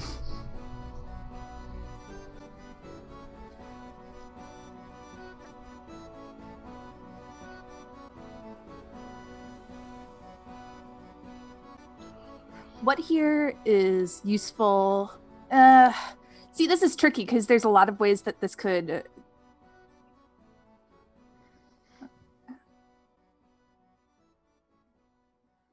Who's really in control here? Wait, no, because that's more of like a inner. What here is not what it appears to be. Yeah. Oh, that's a good one. This place is coursing with necromantic energy. Each of these little kind of, they're four-sided four-sided pyramids that cut off at the top. As you look at them, they are human bone packed with dirt in order to create a cairn. At the top of them sits a skull and crossbones with this ornate sort of, I guess, scrimshaw carved into it of these different scenes of battle and death. And despite these obviously being 100 or more years old, they have not aged a day. You know that if you follow the trail of these markers through the jungle, you will make your way to a cave. At the bottom of that cave is the treasure you're looking for. I kind of motion to Atiro. Yes. What do you know about necrotic magic? Not much. No. Go ahead and take an XP, though. I don't really deal with dead things. Making That the thing dead is things. boring. Making the dead things is one thing. I mean, So, yes, exploding stuff is fun, but yeah, dead things are just annoying. Well, it seems like there's some necrotic energy going on here. These statues should, as old as they should not still be standing. However, I believe if we keep on this path, there shall be a cave, and that is where, if there is treasure, we'll find it. However, I am worried, one, about this magic that's here, and two, how many rations we have and how far or how long it will take to get to this cave. Well, we could either turn back, but I mean, might as well go forward. Oh We no, don't I have enough rations to get back. Unharmed, that is. Will we? Do we know how far away the cave is in terms of, excuse me, like how long it will take You think you can get there today? today? Oh yeah, Yeah. no, we'll carry on. It's not as if the cave is more than a day away. Okay. Of course, I'm- the Sea Queen protect us. Yes, the Sea Queen. When that happens, Ichiro just kind of like is standing behind him and just rolls his eyes and does this thing and then just keeps following. Awesome. All right. As you guys move, I had to get my thoughts back together. Sorry about that. As you guys move forward along the trail, you encounter. It's about every mile as you move, you encounter these cairns. The path actually becomes more clear the further down that you travel as well, until it becomes a very obvious dirt trail moving along. And soon enough, you begin to see these green motes of light. At first, like fireflies, flitting through the sky. Just for a moment here, just across your vision. At first, you think you're seeing things. But by the time you make it to the entrance of the cave itself, you regularly see these flits of green light flowing by you, mostly the size of fireflies, but every once in a while you'll see one go by that's like the size of a fist. And you could swear, had it been moving any slower, it would look like a skull. But you now stand at the mouth of a cave that's on the side of a large hill on the opposite side of the island from the Cutlass Rock. And as this hill looms over you, casting a deep shadow over the jungle where you are, a cold, bone-chilling wind comes whistling out of the cave, and you can hear the very faint burbling of running water coming from somewhere inside the unlit entrance.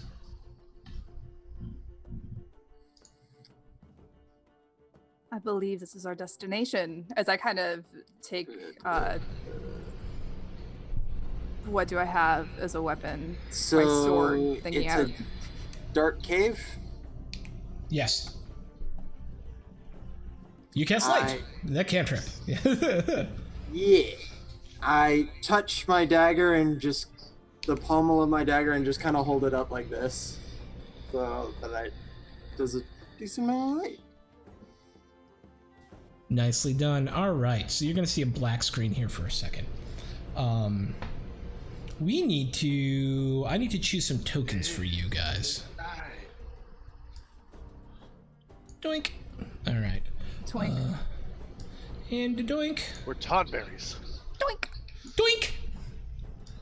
I did not choose tokens for you guys, but we have a wizard, kind of a sea dog, and a pirate. So let's see what we can find. Pirate. Let's see what we get. Wheel of Morality, turn, turn, turn. Here we go. How about this for Mad Jack? I actually want to... That is... The grid is actually a little bit too large, so I want to make the scale... Actually, there's an easier way to do this. I can just make you guys drawings. Layer. Let's do this. Give me that. Give it to me. That's a good Mad Jack, right? You okay with that? That's good. Down here? Yeah, okay. Sweet. I'm gonna make this actually no grid, and then I'll make things make much more sense. No grid, no grid, no grid. Boink, okay. Boink, and then I can reshape you so that you are appropriately sized. And then we have a hardcore lady pirate captain. Let's do this. Heroes of... What's it called? Whenever I see any tokens for any girls, I'm always interested to see how much clothes she's wearing, because it really depends on, like... Do you have armor in the right places that would help you actually... What color's your Is hair? this armor actually useful, or is it just there to make you look accentuated in certain... No, all the armor I need is 2 things for the boobs and then something over my waist, and then that's fine. It's lady people armor. will aim for my belly or my neck or my arms. You know the actual places that actually matter to get hit? Because No, people only aim for my boobs. That's how stuff works, Well, right? it's large, but how do you like Lord. that? Ooh, okay, Captain. no, cool. Okay. There you go. Got That's gonna larger be than life there. Yeah. And then I need an elf wizard. This will be controllable by captain. When there we go. Show nameplate. Advanced. Show nameplate. Basic. Capped. Oakley. There we go. You should now be able to control it. And Yes. then okay, we got this, which is Magic Thorn. Show nameplate. Magic. Advanced roll 20 happening right in front of your eyes, ladies and gentlemen. See nameplate. mobility. Okay. And then last but not least, we have a elf wizard. I actually have some pretty so cool. wizard. try doing one that has like really crazy hair. Let's see what I can find. These are druids, fighters, rangers, tailor. What? Commoner, fighter, rogue, fighter, wizard. It wouldn't look like a Wizard! normal wizard. Oh god, these all look super normal. Let's see what I can find. Think the Taylor Soldier Sailor? Yes. The book and the movie. Just Tinker Tailor Soldier Spy, the book is so Yes. good, and the movie is really good too. Oh my god, yeah.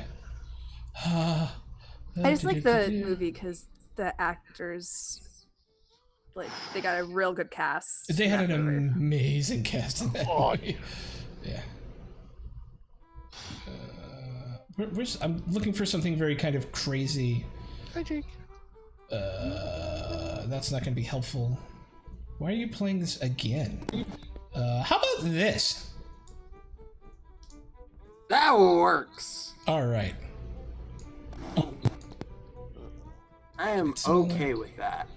Okay, so there is no specific movement in this. It's all narrated movement, right? So we just kind of talk through the dungeon as we go through it. I want to start by, as you guys enter this thing, obviously the person bearing the torch is Ataro. He is your light source. Who is I'm leading? Boy. And how do you want to tackle this? Like, tell me your thought process for going through. Oh, we lost one. Oh god, who did we lose? Abby, no! Abby. And I can not hear you, Jack, if you're talking. Ruh-roh. Please hold. Technical difficulties. Nope. All right, hop off and rejoin. I'll fix the cameras. It's fine.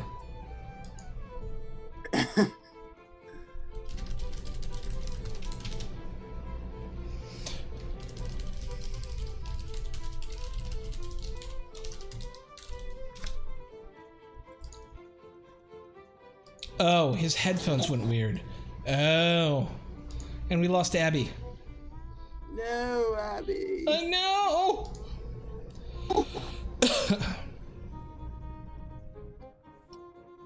All right, we'll give it a second for her to come back, which we hope she will. Ah, yeah, there she is. Oh, thank God. Okay. Yay.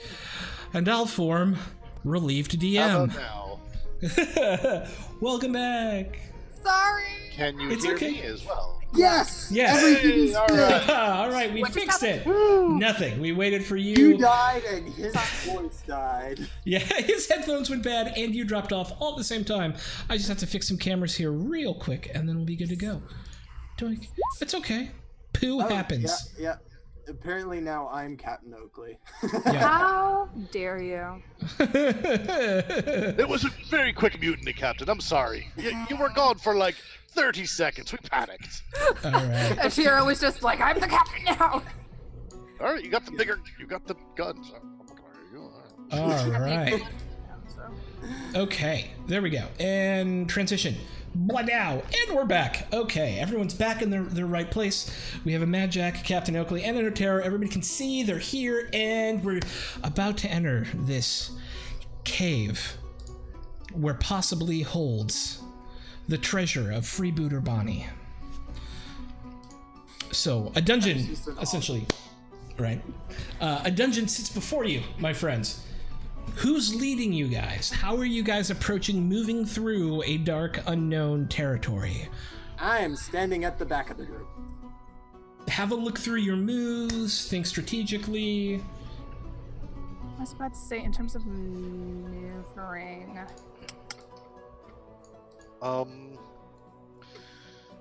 Mad Jack would be in front with his blunderbuss ready, Okay. So- I've got moving Yeah, go very carefully and slowly, especially with the green creepy things flying everywhere, Yeah, and as you and come... just looking everywhere.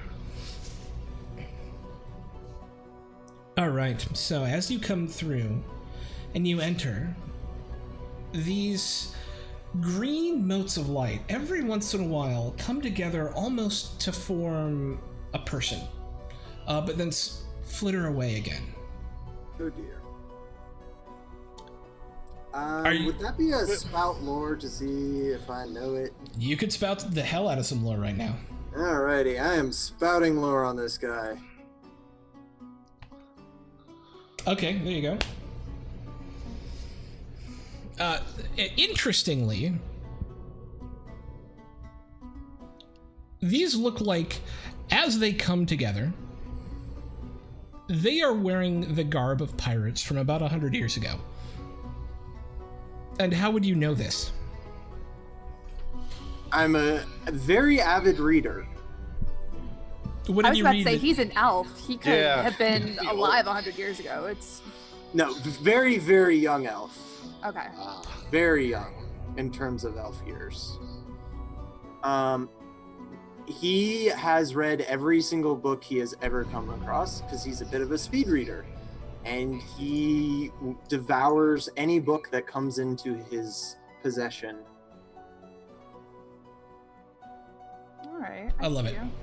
I love it.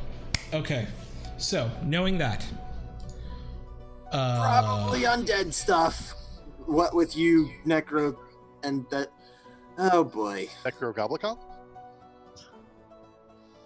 okay, so Mad Jack, Yeah. you are leading this party. How are you approaching Approaching what in particular? your Or- movement through this cave? Like, are you said you're going to be careful, but what does that mean? Do you want to discern reality? Are you looking to, like, what's up? Yeah, discern reality. Any good pirate worth their salt is probably going to be trapping a place where their treasure is. So keeping a close eye out for booby traps and angry wandering souls, perhaps. I was about Okay, to say I've Okay. I've got I was about to say I've got, again, because I'm still figuring out the system. So Mm-hmm. I've got like a pirate. So would this be a good time to scan the environment for an advantage? Because I could give What you triggers either. fight like a pirate? It's So when it you... says When I scan in the environment for an advantage, roll plus wisdom, 10 plus, yada, yada, yada. I feel like that's for combat. Okay. Yeah. So that is definitely for combat. Gotcha. Yeah, mostly because it has fight in the name. Yeah. And it's weird that it doesn't have a triggering ability, so we may homebrew that. Yeah, I didn't know until now either. However, if either of you or any of you would like to discern reality, only one person can make it. But it's up to you guys. Not me. I suck at seeing what's going on. Hey, I mean, all of us are at 0 except for the captain who's at -1, right? I'm at -1, Jack. Heyo. All right, then. Let's give it a shot. Take an XP cap check. You do not discern any answers. It looks scary. And as you start to make your way forward, you get around the corner over here. And yeah, don't worry too much about distance on here. It's more narratively moving through. I actually had the wrong. Oh, yeah. As you get up here, those shapes that you saw flitting and coming back together are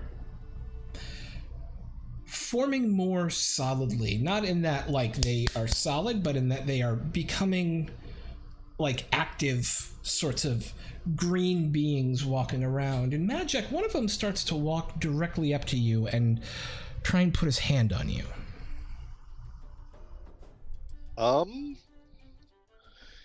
He's going to make... What thing I said before? He's going to make the sign of the Sea Queen to kind of like ward away the evil. Okay. It's like... So you want to defy danger then, right? Yeah! And what would be the most appropriate... So you're essentially staving off possession. Oh, what would okay. be the most efficient way? What would be the skill you would use to stave off possession? Or the attribute you would use to stave off possession? Attribute? Probably charisma. He is an incredibly superstitious person. So he very much believes that, like, by making, like, signs and sigils and, you know, red sky at night, sailors to light, sky in the morning, you know, following all those different kinds of things, that it can offer protection and guidance. Like, it's got hold fast tattooed, the whole, like, sailor suite, as it were. Excellent. All right, so go ahead and roll me a defy danger with whiz, or with charisma. With charisma. 10. Yeah. So you feel this presence start to move into you, and you just in that like sheer belief in the traditions and trials of the Sea Queen, you are able to, through the power of your personality, force it away from you, and you hear this scream, and you're the only one who hears it, pierce your head as it dissipates and just turns back into more motes of light. You all see the dissipation in the motes of light. Oh, Buckerby! Oh no! Oh no! Okay. Those are ghosts. Okay. Next one that approaches, I'm hitting it with magic. Okay. But see, I told you, Sea Queen prevails. Sure, we'll go with that. The Sea Queen did that. Oh yeah, protected me. You saw it. Made the sign. It went away. Oh. I kind of clap Drax back, just... Go for it. Yes, whatever you say.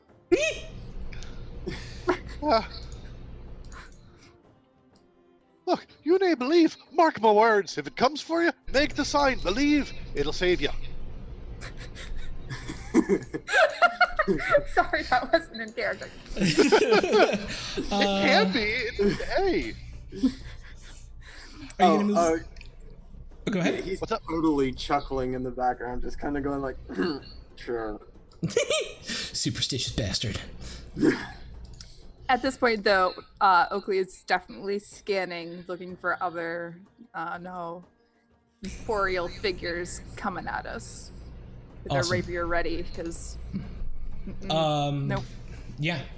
So you're now much more on guard. Atero's ready to sling some magic at whatever comes at him. Magic, you're leading this party through here. Don't mind my ping. Are you gonna move forward? Are you gonna run the fuck away? Are you gonna go around the corner? Oh, gonna go around the corner cautiously. Gonna peek around the corner first this time. Okay. So as you cautiously look around the corner, there you reveal more of this cave. However, 3 very solid ghosts stand sitting on the ground playing dice. Or stand sitting on the ground. Sit on the ground playing dice. He's gonna like put a hand up behind him and then like 3. Tiro will walk up right behind him. The moment he sees them, he's at the closest one. Whop. All right. Well, it Oh, does wait, no, damage. Hang on. It didn't actually roll the 2d6 for some reason. Yeah, let me look at casting spells real quick. This is the first time I've played with a wizard, so let's... It did, though. That's really weird. That was the roll. That was the roll. No, that's for the damage. Yeah, it did the damage. Yeah. Oh, fuck. It didn't Unless actually... it's like other magic missiles work. Ah, here it is. This is what I should have done. Okay, there you go. Ow. Okay. Ow there. All right, so you did 2 damage to one of them. As they all look up, and I'm going to say this puts you in a spot, as another ghost rises up right behind you and attempts to grab you and pull you into some alternate ghostly reality with it. You feel these cold arms wrap around you. Make the sign! Make the sign! And the other ghost. And so in combat is very narrative in this game. You will tell me what you want to do and break in on me as I go, and it's best to be like organic about it, right? So at this moment, let me narrate where we are. Itero comes around, slings some magic missiles at one of these guys, and they slam into him, and it looks like parts of his body just like vaporize off into the ether in this like green smoke as the magic missiles slam into it, and the 3 of them drop their dice, pull themselves up, and begin rushing at you. Fuck. And I get this thing is attempting to grab me from behind. It has grabbed you. Okay, so could I try and use dexterity to try and just get out of it, like defy danger? Yes, so you can defy danger to try and get out of it, indeed. And just kind of like dodge out of it. Mm-hmm. Perfect. You are able to get out of the grasp easily, and it kind of backs off and gives this... I will have you. Sure thing! Spell to the face. Other people get a chance to do stuff. So, right, so Magic and Captain Oakley, what are you doing at this point? There's a pack of angry ghosts in front of me. Yes. Oh, bugger all this! And shoot a blunderbuss at the group of them. Okay. I have a shotgun. I'm going to use it at a group of people. Nice. So what do I roll for that? You will roll volley. Okay. Yep. So volley. You hit. So you go ahead and roll your damage. You get to choose one. You have to move to get the shot, placing you in danger. You take minus 1d6 to your damage, or you have to take several shots, reducing your ammo by 1. I'm probably gonna move to be put in danger because he's putting himself between him and the captain as well. Okay, so to do that, you have to get closer. To really get them in like the most powerful piece of the blunderbuss spread, you have to kind of get in there and and so they start rushing up on you as you shoot. But go ahead and roll damage. 5 damage each. What it is? Yeah, it should be a D8, right? Yeah, it's a D8. Yeah. What's the plus 3? Whatever all those modifiers mean. I don't. What are the two-handed near? All right, so there, as you shoot. So two-handed means you have to use both hands. You can't be two-fisting anything, right? Near means you have to be within that like spear range that we talked about to use it effectively. Yep. Loud means that there is now this horrible that echoes through the cavern. Pierce means Pierce means that if they have 1 armor, it would ignore that first point of armor. Messy means that it's messy and they would like splurch, right? Forceful, I'm not really sure what forceful means, honestly. I'm not familiar with that tag, but reload means that like it takes you time. Yeah, it will take you time to reload it. However, when you shoot this first ghost, the one that took the magic missile from before, just in like this wisp of smoke disintegrates, and the other 2 take some significant damage as well. Capjack, what are you doing? I'm not sorry, Jack? not Capjack. Captain Oakley. I'm so used to Captain Jack that I called you Captain Jack when I meant Captain Oakley, though. You are distinctively not Captain Jack. Yes. Yeah, okay. Seeing Jack kind of come up in front, and he's dealing with 2, I'm going to kind of go up so I'm closer to the pirate ghost thing he's not fighting. Mm-hmm. And in this game, because I have both a rapier and a shoot, I don't know if those are each one-handed or if you can use them two-handed. I don't think it's said. So essentially, you're going to get bonus damage for using both, as long as you're within a range that they both have, right? Okay, gotcha. Yes. So I would like to do that. Also, I don't know how armor works. So I have both a leather waistcoat and a buckler. Yes, you'll have... Oh, go ahead. Which that each adds 1 armor, I believe. So you have 2 armor. Stuff can break armor in the game, but if you take damage, you will ignore the first 2 points of damage you take. Hex, yes. Yeah. Okay, sounds good. Okay, so you're... Which one are you... Are you going for the Mad Jack group or the Atero group? Right now I'm going for the Mad Jack group, because Okay. at this point Yeah. Okay. It looks like more towards that area. Sweet. So go ahead and you're going to stab and shoot, is that right? Yes. Okay, so you go ahead and make me a hack and slash roll. Okay. Oh. Nice. Roll your damage with plus 1d6. Oh, no, you can choose to roll an additional d6 damage, but you will expose yourself to an enemy attack. Okay.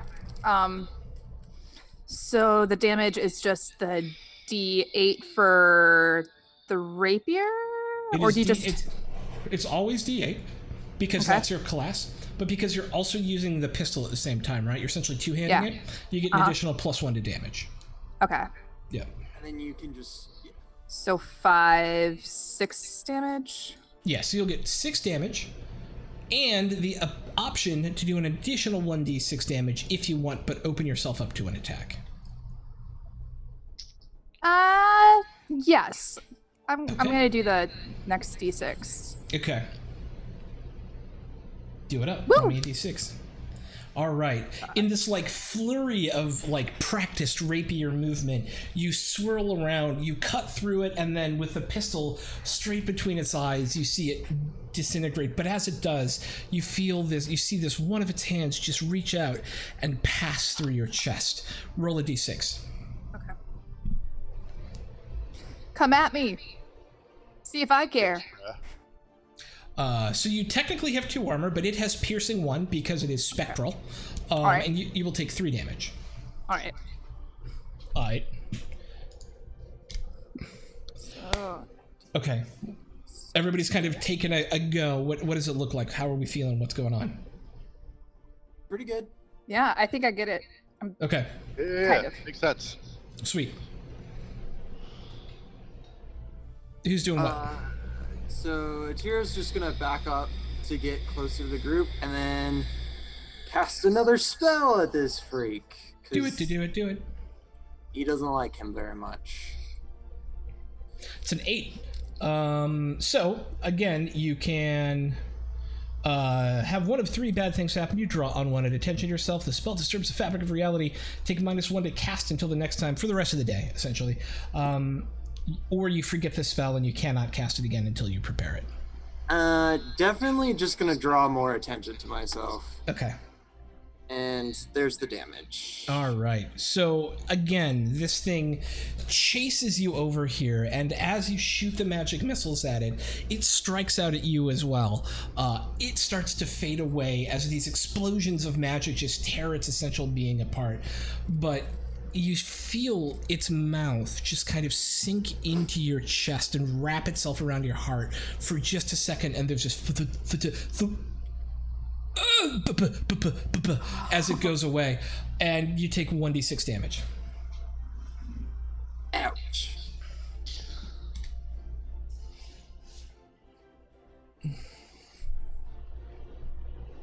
And there's one more staring you guys down.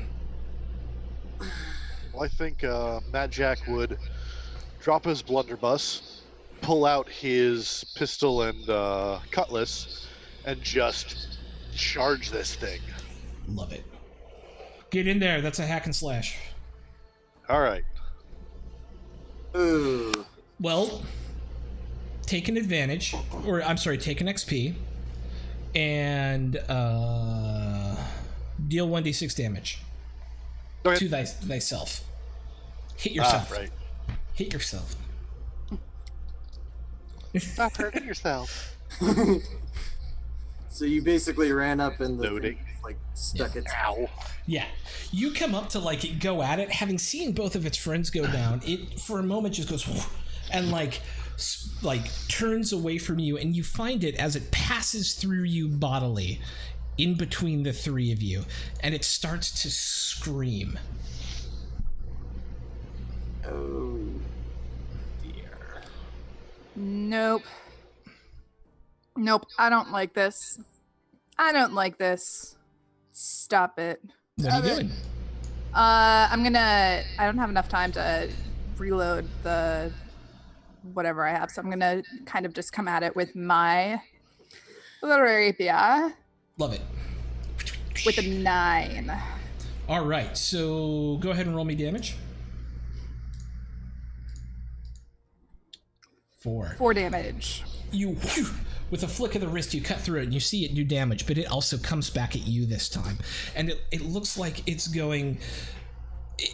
It kind of wraps itself around your center sternum for a moment as you feel it like swirl around you, and its energy just kind of penetrates the center of you for a moment. It's like you've just been kicked in the chest and you lose all of your breath. Roll a d6 of damage. Ooh.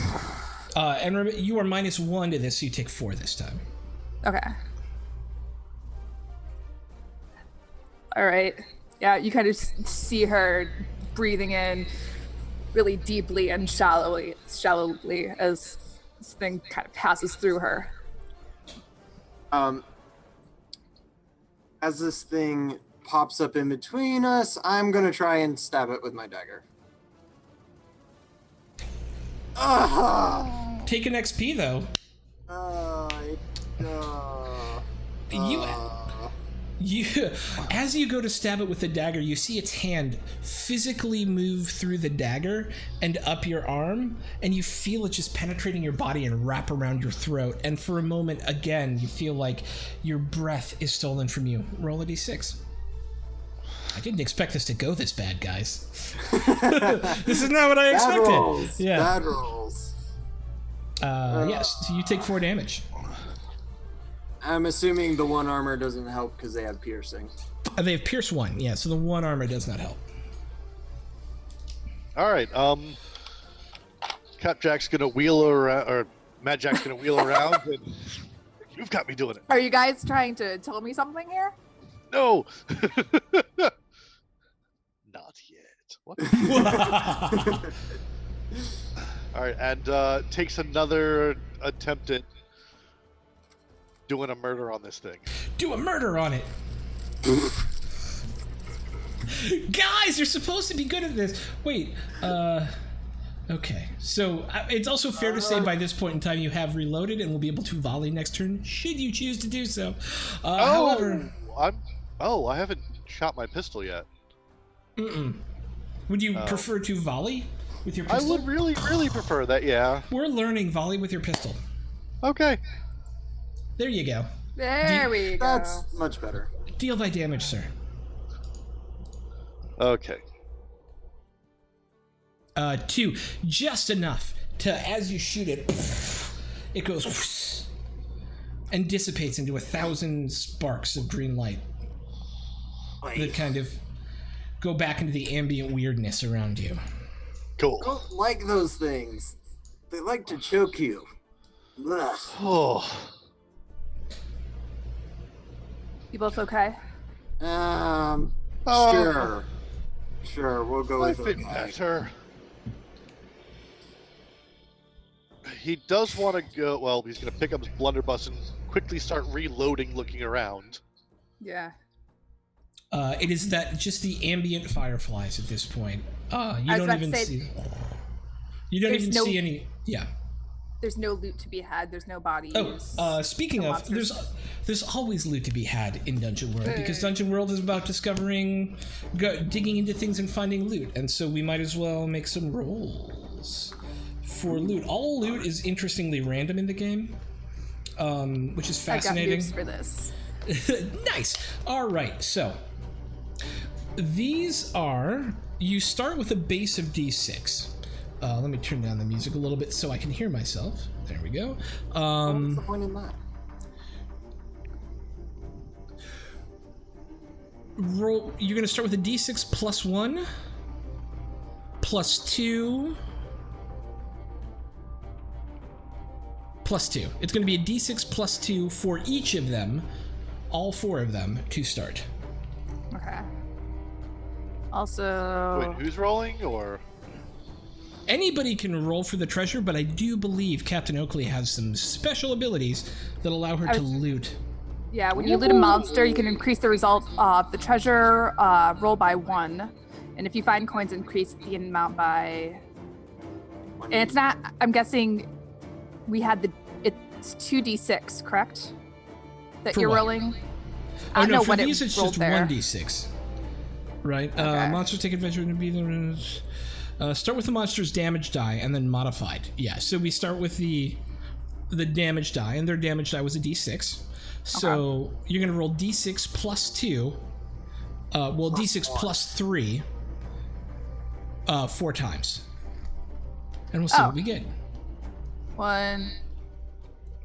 Here, I'll just do 3. Yep. So that's 8. 8. 16 altogether. That 3d6 plus 3. Oh no, so that's going to be a... Yeah. You want to roll them separately because they each have their own loot, essentially. Oh, shit. Yeah, Never yeah. mind then. Yeah. So go ahead and re-roll. Give 1. me 3. Yeah, there you go. 2. Uh-huh. 3. All Fuck right. yeah, that was so much better. Yeah, all right. So we've got Not a an... 131. One of them had a this necklace with an emerald around its neck worth 2d6 times 100 gold. Okay. Do you want the quartermaster to hold treasure? I was about to say, at this point, we need to assign a bookkeeper. It makes sense for it to be the quartermaster. Jack, you got this? It Yes. So does. read that off to me one more time. It's a emerald pendant worth 2d6 times 100 gold. So somebody roll 2d6. I got it. Okay. So it's 6 worth times. so it's worth 600 gold plus 1d8 from your captain. Aha. So it'll be 604. Okay. And then we had a 6. A 6 is so one of the things you noticed actually as you killed one of these guys was that his energy flowed back deeper into the cavern, and it formed the shape as it did of an incredibly ornate human skull. And then a 9. As they were playing in this area, the dice, you actually find a small chest sitting right here. It's 1 weight, but it's worth 3d6 times 100 coins. X, yes. Plus I was 1d8. like, I can carry a lot more if you guys need me to carry stuff, because I'm carrying like nothing. All right, so that's 3d6 plus 1d8. Yes. So 2,100 coins plus 1d8. Oh, never mind. That's 6. Minus that 7. Yeah, Or that 7 21. separate. Oh, that's the D8. Okay, yeah. So, Right. So okay, 14. so 1,407 coins in the chest, but it is one weight. And then, last but not least, sitting beside it was another small satchel of coins. 1d4 times 100. Plus 8.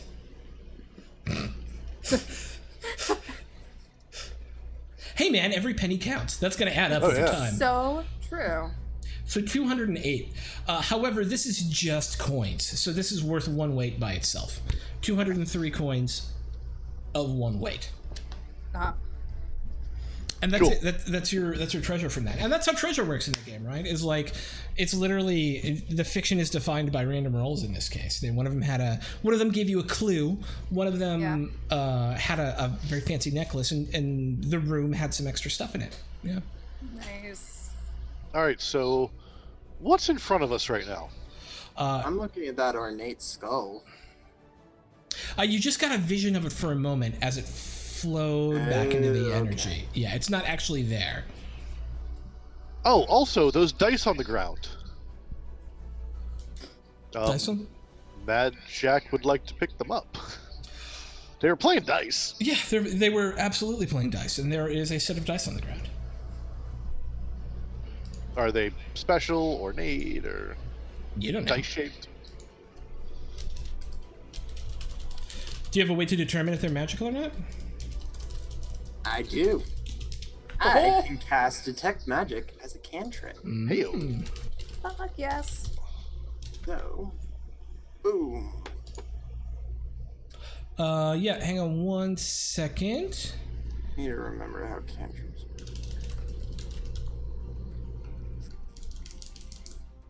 work. You just cast them. Okay.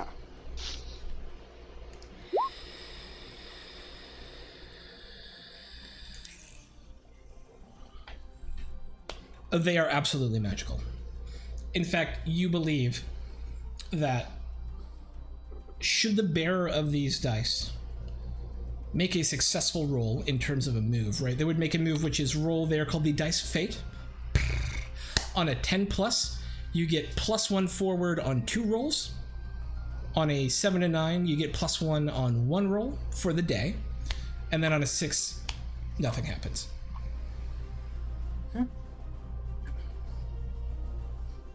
So whoever wants to own those. You're saying I should roll some bones? If you want. Really? No? All right. I got you. No, I I got listened you. to Rush. I've been to Rush It concerts. was a terrible one, I know. Yeah, okay. Just get out of here. Get out of here in your evil red Barchetta. Yeah. See Yeah. what I did there? I made a Rush reference too. Okay, so what am I rolling again? / roll 2d6? Oh, it's almost 21:12. It's time to wrap the game up. I could keep doing it all night, guys. I literally listened to Rush the entire time I was in high school. Roll 2d6. Yes. You get +1 on 1 roll of your choice before your next sleep. So that's +1 forward, or? It's +1 forward, yes, on a die of your on a roll of your choice. Cool. All right, guys. Having collected the loot, taken a moment to take a breath. What's the plan?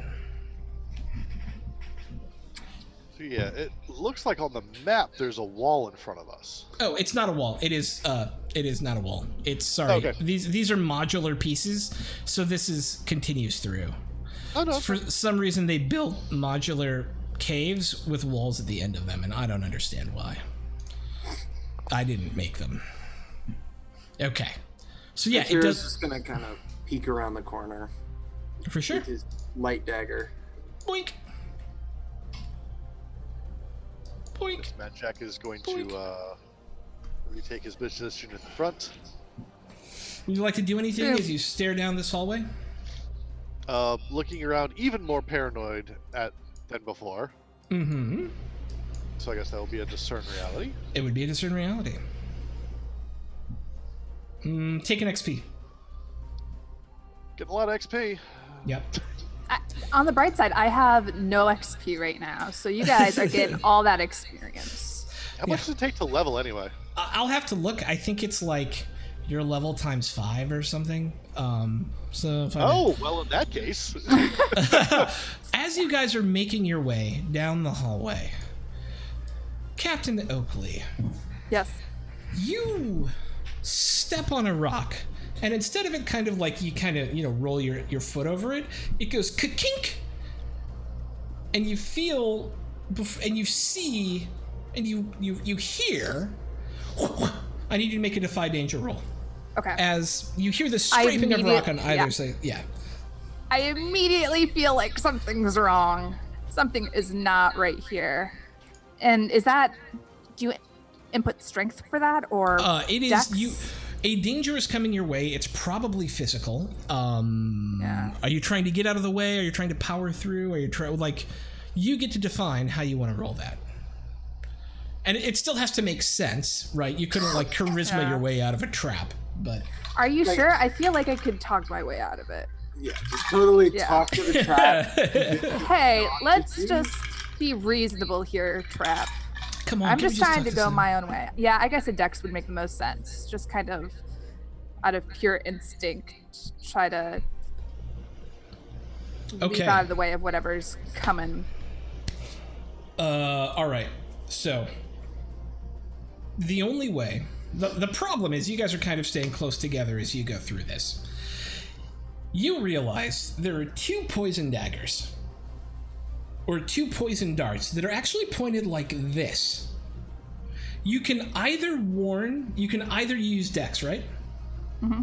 You can either knock Mad Jack or Itero out of the way of the trap, but not both. Fuck. Mad Jack's the quartermaster. I feel like he's taken the most damage from the ghosts.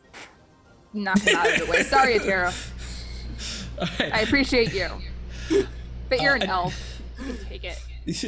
You're ever living. It's fine. Roll a d4, Itero, as you feel this dart slam its way into your thoroughly out of throat. character. No, check on it once. You take 2 points of damage. Yeah, he got fucking wrecked in that fight. There was nothing good about that. Seriously? Yeah. Fuck, But that's fine. And you are also now shaky. Oh boy! As the poison starts to course through your veins, you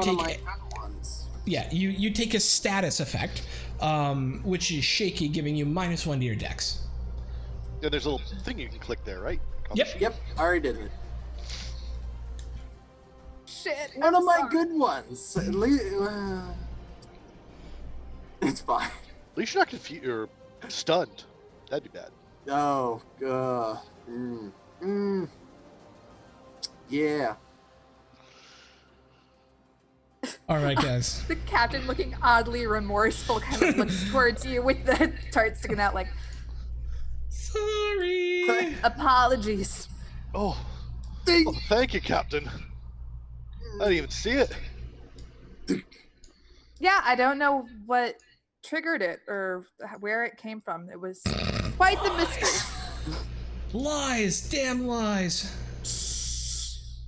I didn't say anything. Good guys. You're my friend and I like you. Guys. Well done. There we go. Let's keep moving. How you doing, Itero? And you just see me there going like, I'm fine. How would you say you're feeling? We're good. Let's. I give you a hearty slap on the back. I'm sure you stumble a little bit. You got this. Ooh. Like not an outward wound, but like. Yeah. Okay. Right. Moving forward. Looking carefully for darts now. Yes. I would give you. Actually, Captain Oakley, I would give you, having been the one who stepped on the track, a discern realities check if you wanted. Okay. Yeah. I can do that. Where's my discern reality? There it is. Nice. Nice. You get to ask me one question from the list below. What should I be on the lookout for? Which skeletons. Active, living, angry skeletons who are looking to kill you. Yes. Fuck. And also traps, but you knew about that. So traps, I look around. Active, living, real life skeletons. Yes. Who are interested in real life, scary skeletons. Spooky, scary skeleton. Oh my god. Shivers down your spine. Yeah. Nicely done. Okay. All right. You lay this. Are we moving forward? Very, very carefully, and like, I'm like looking for holes in the wall and like kind of like crouching a little. Yeah, tucking down.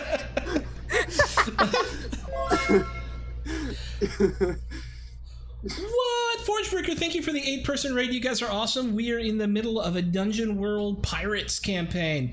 Tonight, we have defined and created our own world of pirates in which there are these 3 competing factions, and our little crew in the middle of them has found a map to a secret pirate treasure of the old what the hell is her name again? I don't know why I'm not remembering it.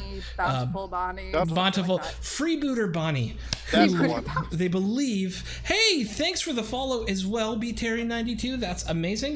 Who they believe her secret treasure, which has the power to control the undead, lays at the bottom of this cavern. Having survived a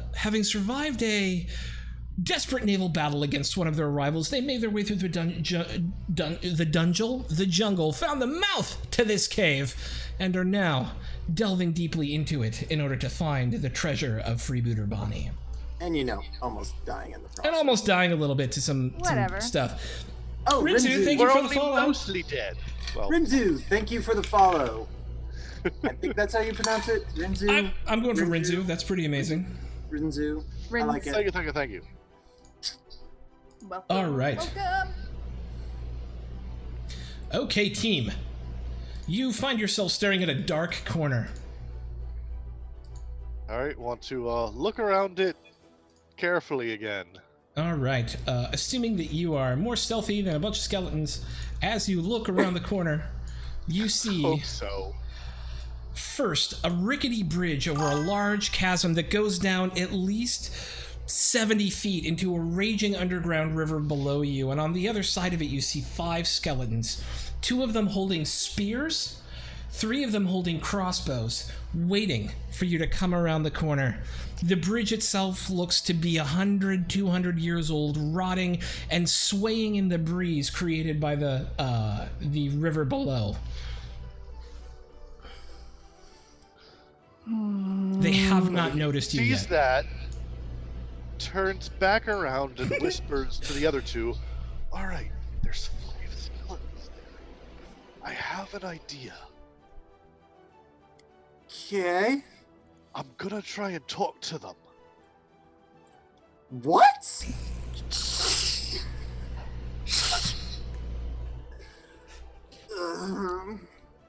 No. This will totally work. I got an idea. Okay. We're kind of... What's your idea? He's gonna talk to them. Go. Yeah, okay. Go. I mean, the other option is they have a bunch of crossbows, they have some spears, and a rickety-ass bridge to get to them. I can turn myself invisible. Or someone else invisible. That might be a bit more useful. Oh, it'd be a really great idea if you got invisible and got on the other side of them. And then if the talking goes badly, you can just shove them all into the pit. Let's try that. Nice. There you go. That's you get double 6s. Gotta love that. What do you cast? Yeah. Invisibility. I am now invisible. So you are invisible. You can't cast a spell while it's happening. It is an ongoing effect.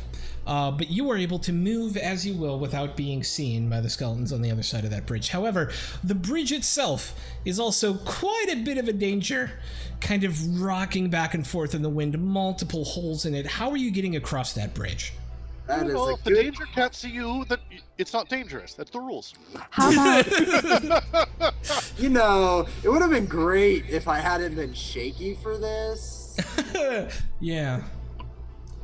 I'm assuming that would be a defy danger to get across. It would. How would you like to defy danger? Oh, Could I- Captain Oakley, it seems like you had something you want to interject here before Is a there decision any- is made.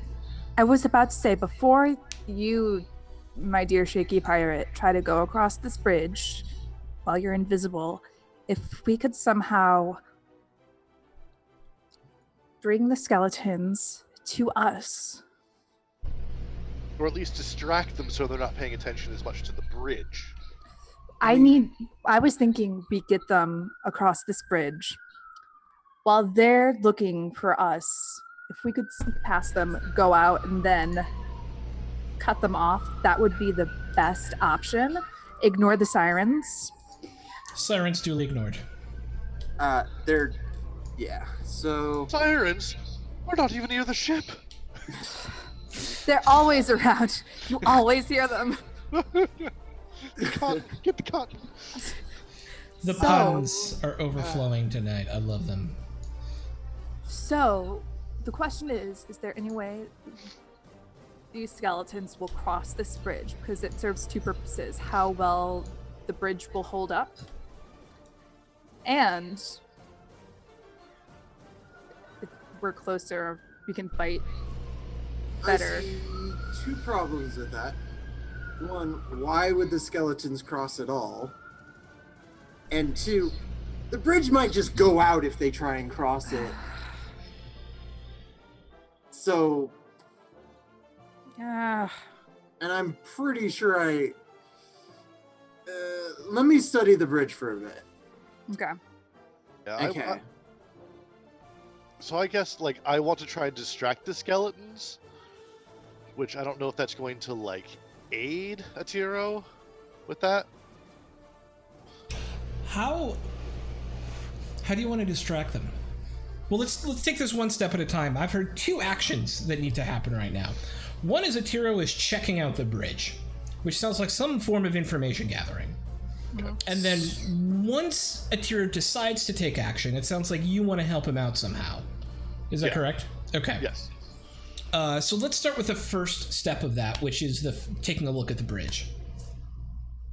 I would Let's imagine see. is a discern realities roll Could I argue for a spout lore? on a rickety old wooden bridge. Like saying I'm kind of studying it and trying to see how sturdy it is, and not like maybe. That's still discern reality to me. Okay. I don't know about everyone What is else. the history of this bridge? How many people have come across this bridge? Trying to argue for like using intelligence to figure out how this bridge works, but if that doesn't work, I'll do discern realities. You can just make a plus int roll. Okay. Let's do that. I'm willing to be flexible. It would be incredibly unsafe for more than one person to cross it at a time. You think if more than one human-weighted person, anything from 135 up, walked across that bridge, it would probably collapse. You also think that one person walking across it, because of the way kind of the ropes are currently broken, it's gonna swing pretty significantly. So it'd be super obvious. Okay. In that case, let's go with plan B. You try and distract them. I do that. All right. Interesting. How are you going to try and distract these skeletons? Well, in the most tried and true pirate fashion possible. Oi, I'd like to parlay with you, skeleton friend. Okay. Make an aid roll, please, using your charisma. Do that. Oh, it didn't give me a stat option. Oh, what's your plus on that for charisma? 2. All right, so it's a 7. Okay, that's better. You step out. Okay, so I think... No, not What? stepping out. Very clearly not stepping out. Oh, okay. It's one of those, like, he peeks his head around the corner very quickly so they can see that he exists and pops back. Okay. He's not presenting a target. Okay. He's not You... dumb. Taro, I'd like to parlay with you. I need you to make a Defy Danger roll with a +1 Okay. as you make your way across the bridge and hopefully not die. Oh boy. Got this, Got I this. believe in you. You got this. We all got this. Yeah, okay. All right. Holy Ooh, crap! that +1. Castle Mac dropping the Castle 13 Mac. viewers on us. Thank you, brother. We love it. You are amazing. Hello, all of the people who've come. We're in the middle of raiding a pirate cave full of pirate skeletons. Don't want to become. You do not ever want to become a human pincushion. That is correct, Rinzu. Atero, you have made it across the bridge. However, in doing so, you accidentally shoulder checked one of the Did you add a +1 to that? I just want to make sure. No, I did not. It You was didn't. an It 8. would still be an 8, which is still with a mixed outcome. I'm going to give you an ugly choice.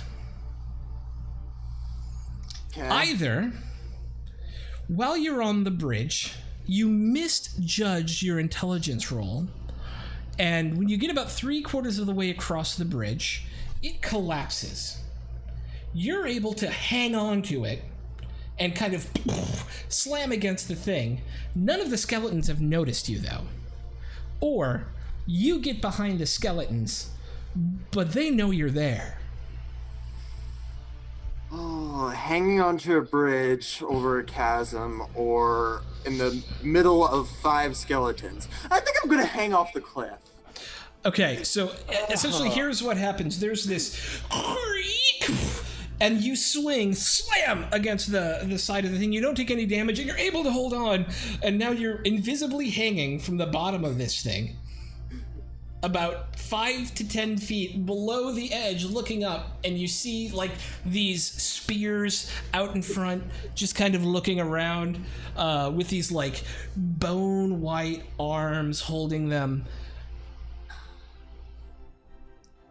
What happens, guys? I'm just like, yeah, I'm just Alright, hanging on so- there and seeing what they do. 'Cause I was about to say, I'm guessing I hear something crash. Yeah, you hear Peek for a the head. Peek my head around the corner. The see bridge collapsed. The bridge totally collapsed. So we don't have any way of getting across. you did hear a sploosh. You did not hear a sploosh as if anything fell into the water, though. This is good. Oh dear. It's on the other side. It might be, yeah. Right, skeletons parlay. You still abide by that, right? Two crossbow Pirate bolts Donna. come by your head as you do it, as you say that, and lodge themselves into the wall behind you. Shit. Okay. No, I understand. You've been down here a while. Itchy trigger fingers. It's totally normal and understandable. Look. But as I said, you've been here a long time.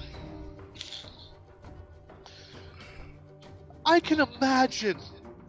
You might want to be free of this curse you have of just standing over a bridge for ages upon ages. Wouldn't you like to maybe go outside in the sunshine or pass on to the other side?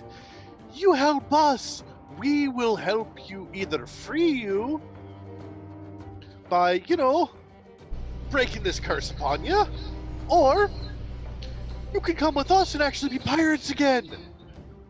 How does that sound? Could we have a skeleton crew? And I Interesting. whisper that as I kind of like, that's such a good idea. Very interesting. Can you make a parlay roll? Yes, I can. oh! What kind of ship you got? You hear one of the skeletons say. Oh, we have a great ship. We have a beautiful Sloop. Sloop. And I was about to We have a say, beautiful sloop of war. 18 guns. Iron Maiden, she's called. Beauty of the seas. What were you gonna say, Captain Oakley? I was at this point. If you would join my crew, of course, there is a salary that you would get paid, as all of the other crew. I do have some terms if you were to board my ship and become a crew, but those terms would be no different. I do not want any members of my crew who have no use there. If you were to join us, you are to make yourselves useful. Right. However, I'm assuming making yourselves useful is better than standing here, doing nothing but staring at a cave wall all day. To be honest, it is kind of boring. I would imagine. You're not sure how they make sound having no skin on their face. I don't think it matters. No, it's weird though. But these are obviously sentient. Yeah, former crew members of another ship. Look, we can make ourselves useful. We've been sitting out here for a good long time. But I can tell you the others are going to put up a fight. I'll never fight an old shipmate. No, of course not. Would never ask you to do such a thing. What do you say, Crew's boys? family, we understand. And you see all of the skeletons kind of turn and look at each other and go, right, this sounds good. Let's get out. Yeah. All right, you've got a deal. We'll crew your ship. And we get to leave this cave for freedom and coin. Hi. Hey, lovely. And then What other? crawling up out and like make a lot of noise while doing it and just go boom while still invisible, just like boom at their feet. That was a lot easier. Okay. Captain Oakley. That was really funny. One other. I agree, we will not ask you to fight your shipmates. However, if you tell us where they are, so we don't die running into them, it would be much appreciated. It's a one-way cave, Captain. Turn around the next corner, you're gonna see where the old mess was. Probably some of us in there. Beyond that, there's kind of a tricky bit with... you kind of have to jump a bunch. It's pillars. But the Queenie Captain wanted it that way. And after that is the Queenie's throne room. You'll find her there and not much else. Except her treasure. She still loves the treasure. Still refuses to share it with us. See, that is the making of a terrible captain with a crew who would be unloyal. All good captains know that you have to give your crew something to fight for. Damn Maybe we straight. can perhaps we can persuade her to give us the treasure, and then you would get your fair share at last after all of these years. Well, I hope we get our fair share what's from ever and then right now. That was almost English. It was close enough that I hope it was understandable. I think so, yeah. Okay. You give us a share of what you find in there and you'll have a crew for life. And maybe on life as well. Totally Funny. in character. Funny pointy ears. They don't know what I am. Oh, They don't okay. see me. That's true. One of them kind of puts a spear down over by you and goes, funny. Ha. That's laughing. Sounds Okay. like we have ourselves a deal. We have an accord. It's a deal, Captain. Captain Oakley. Captain Oakley. Excellent. We can help put Alright. this bridge back together from our end. If you put it back together from your end, we can throw a rope across or something. Sounds good. Aye then. And Alright. what do we call you? I'm Mad Jack. Nice to meet you, Mad Jack. Who's the invisible one here? It's Hero. Ugh. And I dispel it, and I'm just like, Oh, you've got a pointy-eared one with you. Right. Well, I'm Selwyn. That's Rowley. Waverly. Over there's little Doshi, and then Leora. Doshi. One more time, slower. Doshi, Selwyn, Rowley, Waverly. I'm going to write them all down for you too. Okay, thank you. This is why I literally, whenever, so DM prep tip, always have a list of names appropriate to your setting, just ready to go. Here we go. Or just use Jim a lot. Or Jim. That Yeah. seems to work. Jim, Jimmy. Big Jim, little Jimothy, Jim. Yeah. And as you repair the bridge and begin to move your way deeper into the cavern of the Pirate Queen, Freebooter Mani, new crew ready and willing to fight for you. This is where we're going to end today's session. Woo! So good. Oh, so good. You guys had fun, it sounds like. That's amazing. Hell yeah. Yes. That was like IDM. probably saved my life. Probably. That was an Excellent. awesome. Look, pirates roll, are pirates Jack. at heart. It's true. Yes. It's true. Pirates You are are pirates. right. and- With Fair the shake pirate- from their captain. There's always going to be a mutiny. There will always be a mutiny. Well, we are welcome to the party. I'll start with a little shout out from us because we got a bunch of auto host and views and raids and things, and so thank you. Welcome to the party is all about teaching people new games, teaching people how to stream, being an open and inclusive and incredibly friendly environment for all sorts of gamers who want to be involved in gaming online. We're here to share the love and passion of role playing. You'll see a lot of D&D, a live Shadowrun. We also have a Fate role playing game, and I'm running a little Dungeon World session for the next 3 to 4 weeks. So that's who we are. If you had fun watching tonight, go ahead and hit the follow button. We'd love to have you be a part of the party. Let's go around. I'm really interested. I'm going to turn down the music here so we can all talk. And I can hear you talking. Let's go around. I'm very interested in your guys as having never played Dungeon World before. Your reflections on this game and what you thought of it. And we'll do ladies first this time and go with Captain Oakley, played by the amazing Miss Abigail. Oh no!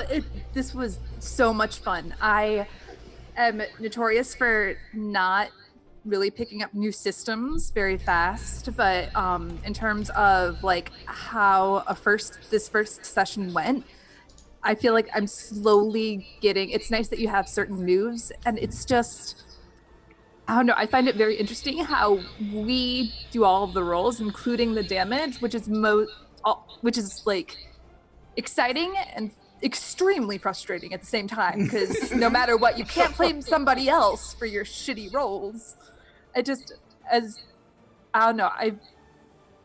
I really like it so far, and I feel like with some more time, like studying the system and the moves, it will go a lot smoother for me. Yeah, I agree with that, and I always still find combat not very smooth. It is the one part of this where I'm like, how do we properly narrate this? And I feel like we'll find a flow as we go through it.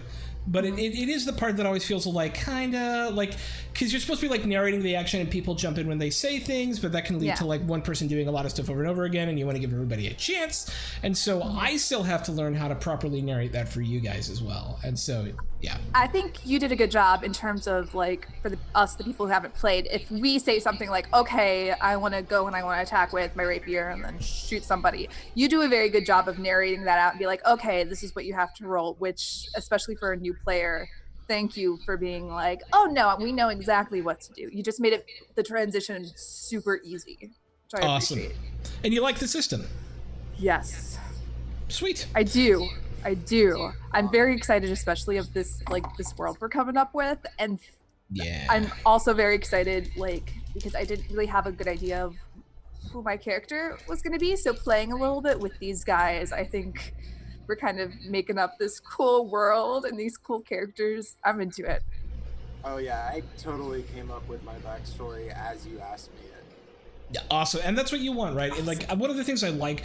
So this is a powered by the Apocalypse game. The other one of these I run is Blades in the Dark, and both of them are very much about finding out about your character and the world around you as you play through the world, right? So that you didn't have an idea to begin with is totally cool. Because we'll figure it out as we go, and you make reactions to things, and you figure out how your character would actually decide. I think that's right, and it was a lot of fun.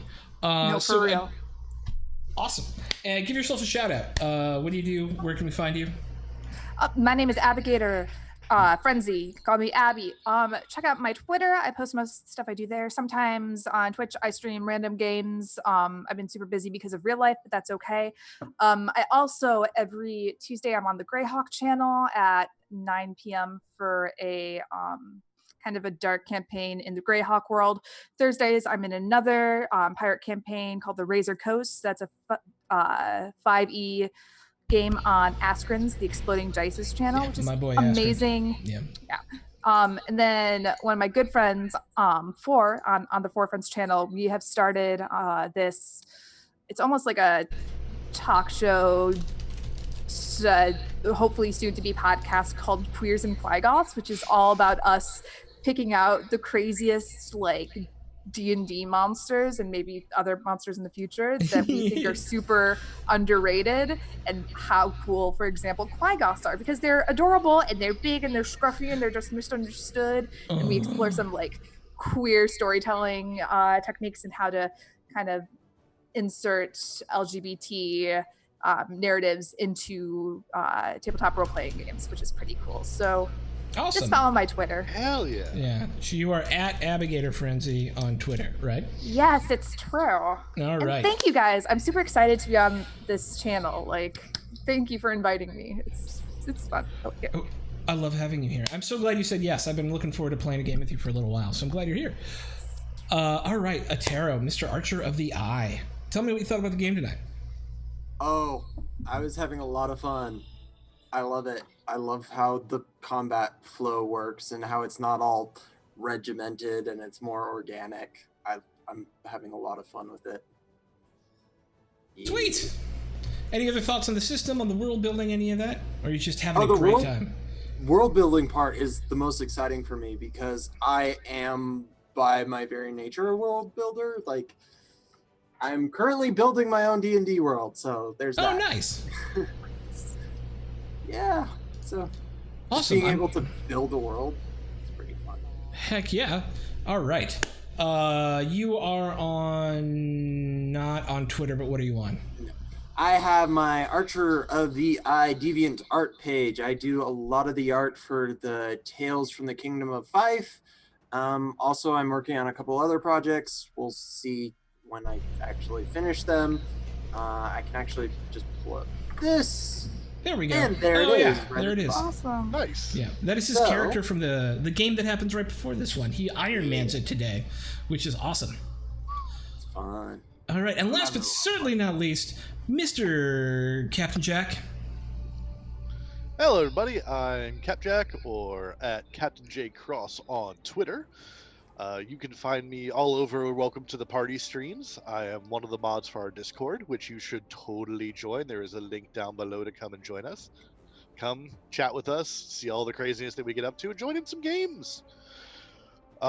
Speaking of games, on the 2nd, 4th, and 5th Tuesdays of a month, I am in the Mimic Nights game on Welcome to the Party. So we get the bonus week this coming week. So come watch us be pro Team Mimic and generally pro Team Monster. Yeah. Let's see. Alternating Thursdays is Shadowrun, which is this coming week. And alternating from that, which is 4th edition game, which is Drop In, Drop Out. If you've ever wanted to play Shadowrun, you don't have to commit to giant arcs. You can just pop in for a few sessions. Throck did that with... I did. It was awesome. I ended up owning a radio station. It was amazing. Yeah, so much fun. I've wanted to play Shadowrun for a real long time. I might hit you up, man. Definitely. Yes, please. We're just about to start a new arc, so it's a perfect time to do it, too. And opposite of that, I am playing a 5th edition version of Pokemon, where we play as Team Crossbones. Boop. This is our design. This is our perler art and this is our personal Pokeball made by Shanna Logic, who has an awesome. Oh, I see He has another awesome stuff. Shanna Logic Like, perler. awesome. You can see mine right back here. Yeah, she's amazing. Yes. Look her up. Yeah. Shan of the 8-Bit Smithy, I believe is her. Yeah, it's 8-Bit Smithy. 8-Bit Smithy on Etsy, and she makes a ton of physical art for us, and she is amazing. Gorgeous. Amazing. Yes, we love her very much. Look at this. Yes, Right? we're playing the evil team Crossbones. Yeah, so we have lots of fun. As I like to say, we kick Pokemon and take names. Literally, the very first move that was done in the campaign was a Pokemon was kicked by my character. His character, who is the Poke-Taker, by the way. Yes, who is basically a 80s Undertaker in the Pokemon world. Yeah, that's amazing. Like It's the amazing. It's an wrestler. amazing game. It's It's so much ridiculously fun. amazing. It's amazing. I love it so much. And All then right. Sundays were here. As for this system, I loved it. It was so easy to learn. Oh, it was so much fun. Oh yeah. Yay! Okay. And we are running over time, which is fine because there's nothing on after us, but my throat hurts. So we're going to wrap it up here. I'm Throck. I am one of the co-founders of Welcome to the Party, and I run our Friday night Tomb of Annihilation game, our Saturday afternoon homebrew D&D 5e game, and this Sunday evening Dungeon World Pirates game, and when it comes back after Gen Con, our Sunday early afternoon Blades in the Dark game, which is way too much running games, and that's why this is a short one, and it'll be 3 to 4 sessions probably. But what we like to do, we always love to raid and show the love when we are done. But if you can, throw us a follow. We saw a ton of new names in tonight, and we love it. We love having you guys here, but we also love to show the love, and that means we're going to throw it over to some new D&Ders who I've never seen before. But if you have some emotes, get them ready, because we're going to be raiding Bard Ross, who is playing some very live play D&D with everybody in the same room, so it looks super cool. Meet us over there. All right. Thanks so much for coming to watch us. Yeah, Peace out, seriously. people. And it's gone. And they're out. Yeah, and we're out. Oh my god, that was so much fun. Holy shit. Holy. Ah! It's like, I'm almost dying, but I'm enjoying every It's- second of it. I am so sorry. I thought that you took not as much damage. Oh no, I am very